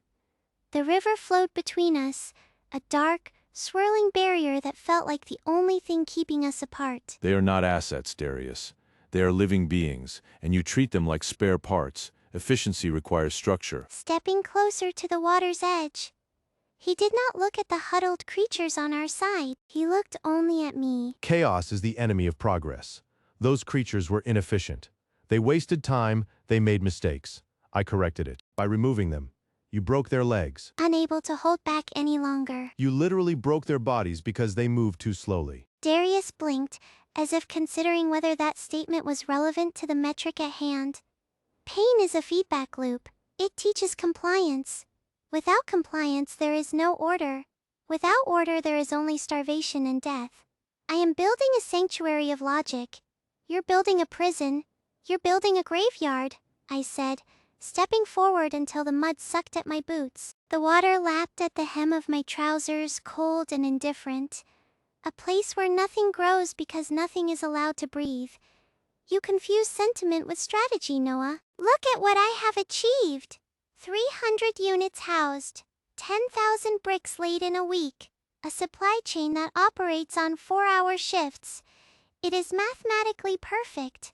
It's soulless, Elias yelled, stepping up to my left. He grabbed a stick from the ground, gripping it like a weapon, though he knew it was useless against Darius's workers. They are fleeing from accountability, Darius corrected, his tone dry as parchment. The Goliathkin broke a load-bearing wall because they were emotional. The Swift Stalkers stole grain because they were hungry. I have solved the variable of desire. Desire is inefficiency. Show me, I said. Take me across. Show me the sanctuary you're so proud of. Darius tilted his head. That is not necessary.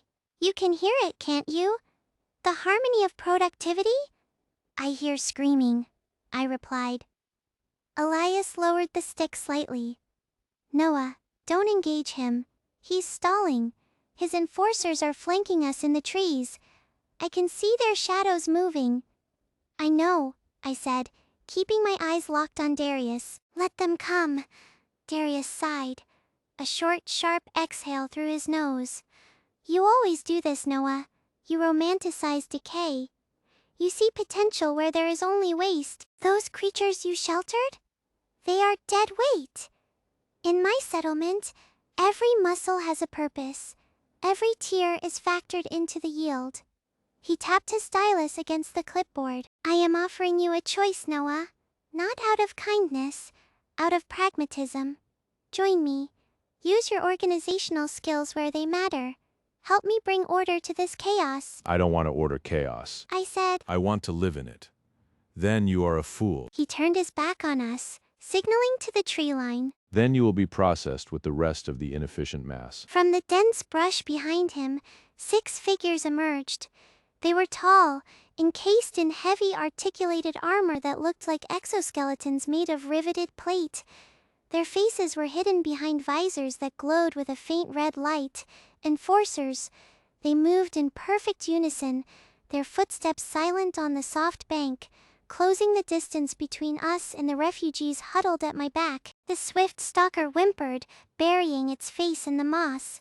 The moss weaver trembled, its tendrils curling inward like frightened flowers. Noah, His voice tight. we can't fight 6 armored heavy infantry. Not here. Not with them. We don't have to fight, I said. I turned my back on Darius and knelt before the fleeing monsters. The mud was deep, soaking through my knees instantly. I ignored the cold. Listen to me, all of you, listen carefully. The refugees looked up, Their eyes were wide, dilated with panic. Darius is right about one thing, I said, speaking slowly so they could understand each syllable over the approaching thud of the enforcers. He sees you as machines. He sees you as tools to be used and discarded. But he is wrong. You are not tools. You are not weapons. You are people. The swift stalker sniffed, its nose twitching. People do not run from monsters, perhaps, I said. Or perhaps the monsters are tired of being treated like things. Stand up. Stand. Confused, Noah, what are you doing? I'm building a wall. I said. Not an iron one, not a stone one, a moral one, not around us, around them. If Darius wants to take them, he has to go through us. And if he sends his machines, we show him that they have friends. I stood up, brushing the mud from my hands. I turned back to face the approaching enforcers. Darius was watching me, his expression unreadable behind his cold stare. You cannot stop progress. Your sentiment will get you killed. And them with you. Maybe. I said, spreading my arms wide, exposing myself to the river and the enemy alike. But at least we'll be human. The lead enforcer raised a gauntleted hand, signaling a halt 10 paces away, the red lights on their visors fixed on me, then on the creatures behind me. The air was thick with tension, the smell of ozone and wet earth mixing in the space between us. What do you propose? His voice losing its smooth edge, gaining a hint of impatience. Darius lowered his stylus, the scratching silence broken by the wet slap of my boots against the riverbank, as I stepped fully onto the mud. I propose a trial, I said, keeping my voice level despite the adrenaline spiking in my chest. A simple test of your efficiency versus my chaos. Darius tilted his head, a bird-like twitch of curiosity. Define the parameters, and make them concise. Time is currency, Noah. You take 5 of your best workers, I said, pointing to the far bank where the industrial settlement's glow was brightest. You bring 5 of the ones who still obey you here. We pit them against me and Elias in a race to build a shelter for these refugees. 1 hour. If your way is faster, if it withstands the night better, I will come with you. All of them. Elias scoffed, crossing his arms. That's insane. They're terrified. They won't work for us. Watch me, I said, not looking back at him. I turned to the huddled group behind me. The swift stalker was shivering violently, its scales dull with fear. The moss weaver had buried itself in the dirt, but 2 others stood out. A Goliathkin, massive and scarred, sat with his head in his hands, weeping silently. And a small, 4-armed creature I hadn't named yet, but who was watching me with wide, intelligent eyes. You, I said, addressing the Goliathkin, can you lift stone? The Goliathkin looked up, snot and tears mixing on his broad nose. He nodded slowly. Yes. Master Darius makes us lift. But he never asks. And you, I said to the 4-armed one, can you weave, bind, construct? The creature chattered softly, its fingers moving in a complex dance above its head before settling on its lap. It nodded. Darius stepped forward, his boots crunching on the gravel. This is sentimental nonsense. Your shelters will collapse. Their methodology is untested. Exactly, I said. Test them, or admit that your monsters only work because they are afraid. Prove they can choose to build something beautiful instead of just functional. Darius's jaw tightened. He hated being challenged on his metrics. It was his weakness, and I knew it. Very well, 1 hour. If you fail, you surrender your position, and I take custody of every creature in your care. They will be re-educated. Deal, I said. Get them here, Darius ordered to the tree line. His voice wasn't loud, but it carried a weight that silenced the wind, and keep the timer precise. The enforcers parted, allowing 5 figures to emerge from the shadows of Darius's camp. They were not like me. They were stripped of clothing, marked with black lines on their skin, moving with stiff, jerky precision. A Goliathkin, identical to the one I'd spoken to, but flanked by 2 enforcers holding shock batons. 2 swift stalkers, their limbs bound in leather straps to keep them from stealing. And a moss weaver, its eyes sewn shut with wire so it couldn't see its work, forced to rely on touch alone. Darius watched them shuffle toward the river, his expression one of detached observation. Do not interfere, Noah. Their failure is their own. I did not force them to be here. I merely encouraged their compliance. Elias grabbed my arm as we turned back to our side of the bank. Noah, you can't win this. They have tools. We have sticks and mud. We have time, I said. I dropped to my knees in front of the Goliathkin who had come from our group. His name was Kale, I realized, though he hadn't told me. Kale, can you move fast? Kale looked at the enforcers pushing his counterpart across the water. He looked at the straps on the swift stalkers. Then he looked at me. His voice was low like grinding stones. I know, I said, so don't look at them. Look at me. You are not a machine. You are a builder, and you choose when to build. Kale's shoulders shook. He looked down at his massive hands. I can lift. But the walls always fall. Build them on trust. Elias, help me clear this space. We need a foundation. Elias hesitated, looking at Darius, who was now checking a pocket watch with exaggerated casualness. Noah, do it, I snapped. Now. Elias dropped his stick and began dragging branches from the brush. The four-armed creature crept forward, its movements fluid and silent. The mud is deep here. We need a platform. KL, carry stones, not piles, layers, even layers. Kale stood up. He looked at the distant figure of his counterpart, who was already beginning to stack bricks with mechanical brutality under the watchful glare of an enforcer. Then Kale turned to the riverbank and tore a massive chunk of earth free, tossing it aside. Yes, he grunted, layers. Darius's voice cut across the water. 30 seconds remaining before the timer starts. Try not to cry, Noah. Tears dilute the mud. I don't cry anymore. I pulled my boot free from the sucking mud, the sound like the wet gasp as I yanked it out. I wiped the sludge on my jeans and looked at Elias. His face was pale, his eyes darting between Darius's stopwatch and the terrified creatures huddled behind me. Elias. I said. Stop looking at him. Look at us. We have 4 arms that can weave. We have shoulders that can lift. We have a mind that can plan. Darius has only fear. Fear works, Elias hissed back, though he didn't move from my side. It's reliable. It's consistent. Your trust is a variable I can't calculate. Then calculate this, I said. The 4-armed creature skittered closer, its fingers twitching in anticipation. It made a low chittering sound, not of fear, but of inquiry. I knelt again, getting mud on my elbows, and held up one hand. What is your name? I asked it. The creature tilted its head, its large dark eyes blinking in unison. It tapped its chest with 2 of its hands, then pointed to the river. Rin, it signed, using its other 2 hands to mimic the flow of water. Good. You're our architect. Kale is our labor. Elias and I are, well, we're the management, but you decide how we build. Rin's fingers danced rapidly, weaving air into shapes. It pointed to the Goliathkin on the other side of the river, who was now stacking bricks with terrifying speed under Darius's gaze. Then it mimed a tower falling. Then it pointed to Kale, making a strong, solid fist gesture. Copycat construction. It's fast, but it's fragile. Elias frowned, watching Darius's counterattack.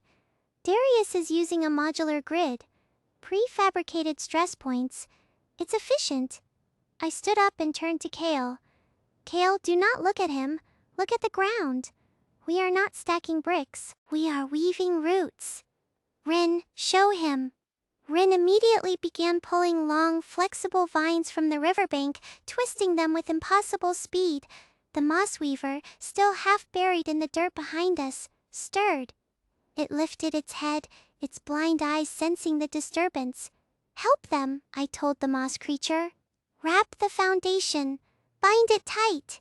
The moss creature hesitated, trembling. Master Darius says, He says, if I bind things that are not his.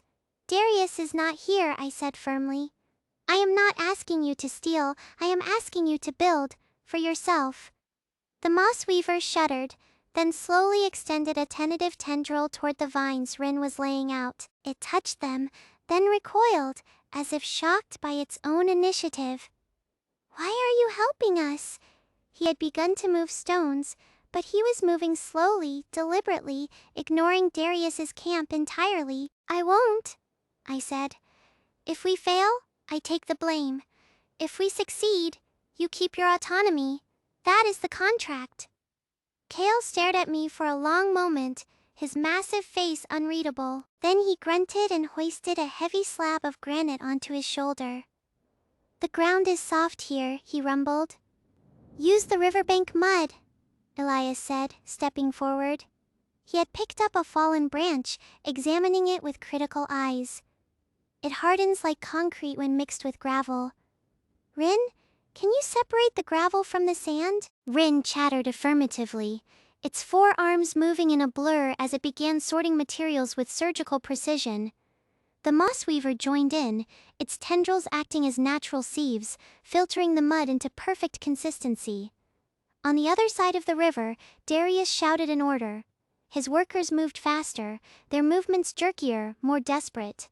The Goliathkin opposite Kale was sweating profusely, his breath coming in ragged gasps. An enforcer cracked its baton against the creature's back, not hard enough to break bone, but hard enough to spur it on. He's breaking them. Look at their posture. They're leaning forward too much. Their centers of gravity are compromised. Darius doesn't care about posture, I said. The timer on Darius's watch ticked loudly in the silence between us. 10 minutes had passed. The industrial settlement's wall was rising, gray and stark against the green of the forest. It looked like a scar on the land. Our pile of materials was messy, organic, chaotic, but it held together. Rin's vines were knotted with complex tension knots that Darius's crew could never replicate without specialized machinery. Kale laid stones not in a rigid grid, but in an interlocking pattern that shifted weight naturally. The moss weaver wrapped the base, binding stone and root into a single living entity. 5 minutes, D. The wind carried the scent of ozone and wet stone, sharp against Noah's lungs. He stood on the ridge overlooking the valley, his hands gripping the rough bark of a petrified tree root until his knuckles turned white. Below him, the settlement of First Light was taking shape. It was not much yet, just a cluster of mud brick huts and reinforced palisades built from the bones of lesser beasts, but it was his. It was order. Behind him, Lyra stepped onto the path, her boots crunching on the dry gravel. She looked at the horizon, where the sky had begun to bruise with purple clouds that had no business existing in a normal weather pattern. It's too quiet. Noah didn't turn. He watched a group of goblins he had taught to mix mortar for the outer walls. They moved with a rhythmic, mechanical precision, chattering amongst themselves about grain distribution schedules rather than raiding or fighting. Silence is just the breath before the next step. Is that what you tell yourself? She moved to stand beside him, her shoulder brushing his arm. The contact was brief, electric, and terrifyingly grounding. When the ground shakes? When the air tastes like copper? Noah finally turned to look at her. Her eyes were wide, reflecting the darkening sky. There was a tremor in her jaw that she couldn't quite suppress. I tell myself that we have work to do. That is all. Fear is inefficiency. Fear is survival, Lyra countered. She pointed a gloved finger toward the distant mountain range, where the peaks were jagged teeth against the twilight. Do you hear that? Noah listened. But beneath it, deep in the earth, something else stirred. It's coming. He felt no fear, only a cold clinical analysis of the threat level. The energy output was impossible. Lyra, get the others inside the central keep. Now. No. She didn't move. She stood her ground, staring at the mountains. We stay. We face it together. There is nothing for us to face. His voice hardening, he grabbed her wrist, pulling her slightly back. You're trying to protect me. It wasn't a question. I'm trying to keep you alive so we can build this place. Noah corrected. He released her wrist and looked back at the horizon. The vibration in the ground intensified, rattling his teeth. Go, please. Lyra held his gaze for a long moment, then she nodded once. She turned and ran toward the settlement, her cloak flaring behind her like a dark wing. Noah watched her go, then turned his attention back to the mountains. The ridge opposite the valley began to crack. Stone sheared away in massive slabs, tumbling down into the mist below with thunderous roars that drowned out the sounds of the camp. Dust plumed upward, obscuring the view for several heartbeats. Noah? A voice shouted from the palisade gates below. It was Kale, one of the few human survivors he had integrated into his workforce. He stood on the ramparts, waving his arms frantically. Noah, something's coming out of the pass. I see it, Noah yelled back, though he knew Kale couldn't hear him over the rumble. He raised his voice to a roar, channeling every ounce of authority he had amassed since waking up on this shore. Secure the gates, double the shifts, do not engage, I repeat, do not engage. The dust cloud cleared slightly, revealing a shape that defied logic. It was too large, it was too vast. As if the mountain itself had decided to stand up and walk, the earth rippled. Scales the size of buildings slid over one another, gleaming with an iridescent oily sheen that caught the dying light of the sun. The ground buckled beneath Noah's feet. He stumbled, catching himself on a boulder. It wasn't attacking, it wasn't roaring, it didn't seem to notice them at all. Then, it spoke. It wasn't a sound heard with ears, but felt in the bones, in the blood, in the very center of the brain. A low, mournful keening that vibrated through the soil and up through Noah's soles. It was a sound of profound, ancient grief. The serpent's head rose from the mist, towering high above the peaks. Its eyes were closed, large as lakes, weeping streams of liquid silver that hissed as they hit the earth.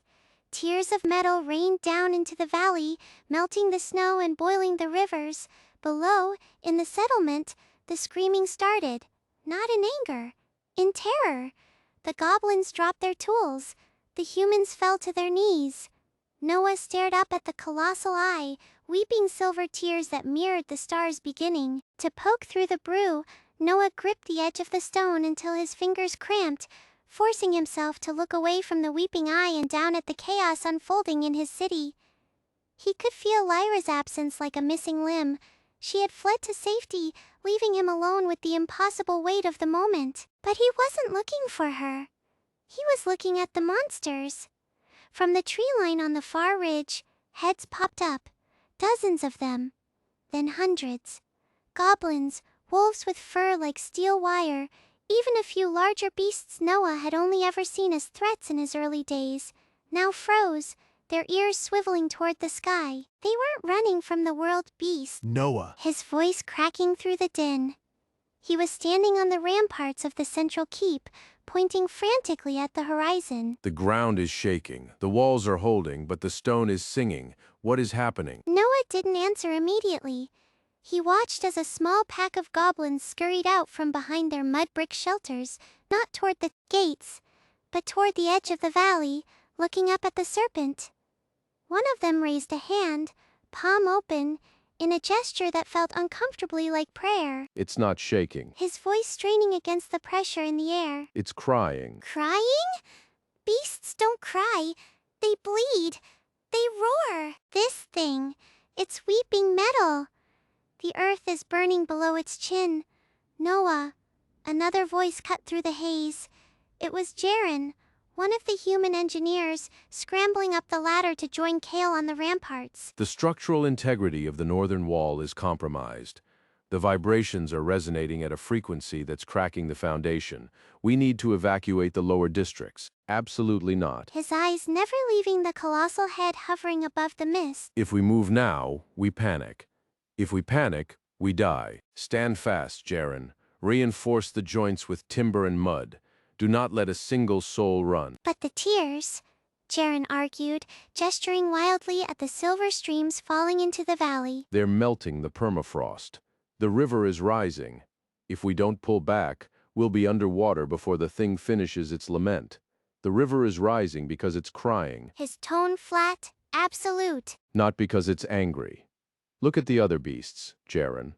Look. Jaren frowned, stepping to the edge of the wall to peer over. Below them, the settlement was in disarray, but the perimeter was not breaking.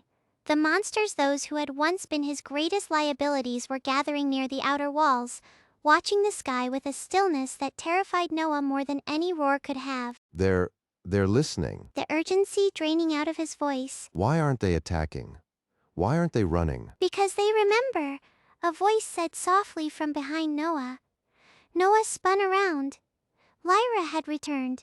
She stood on the ridge, her cloak torn by the wind, her face pale but composed.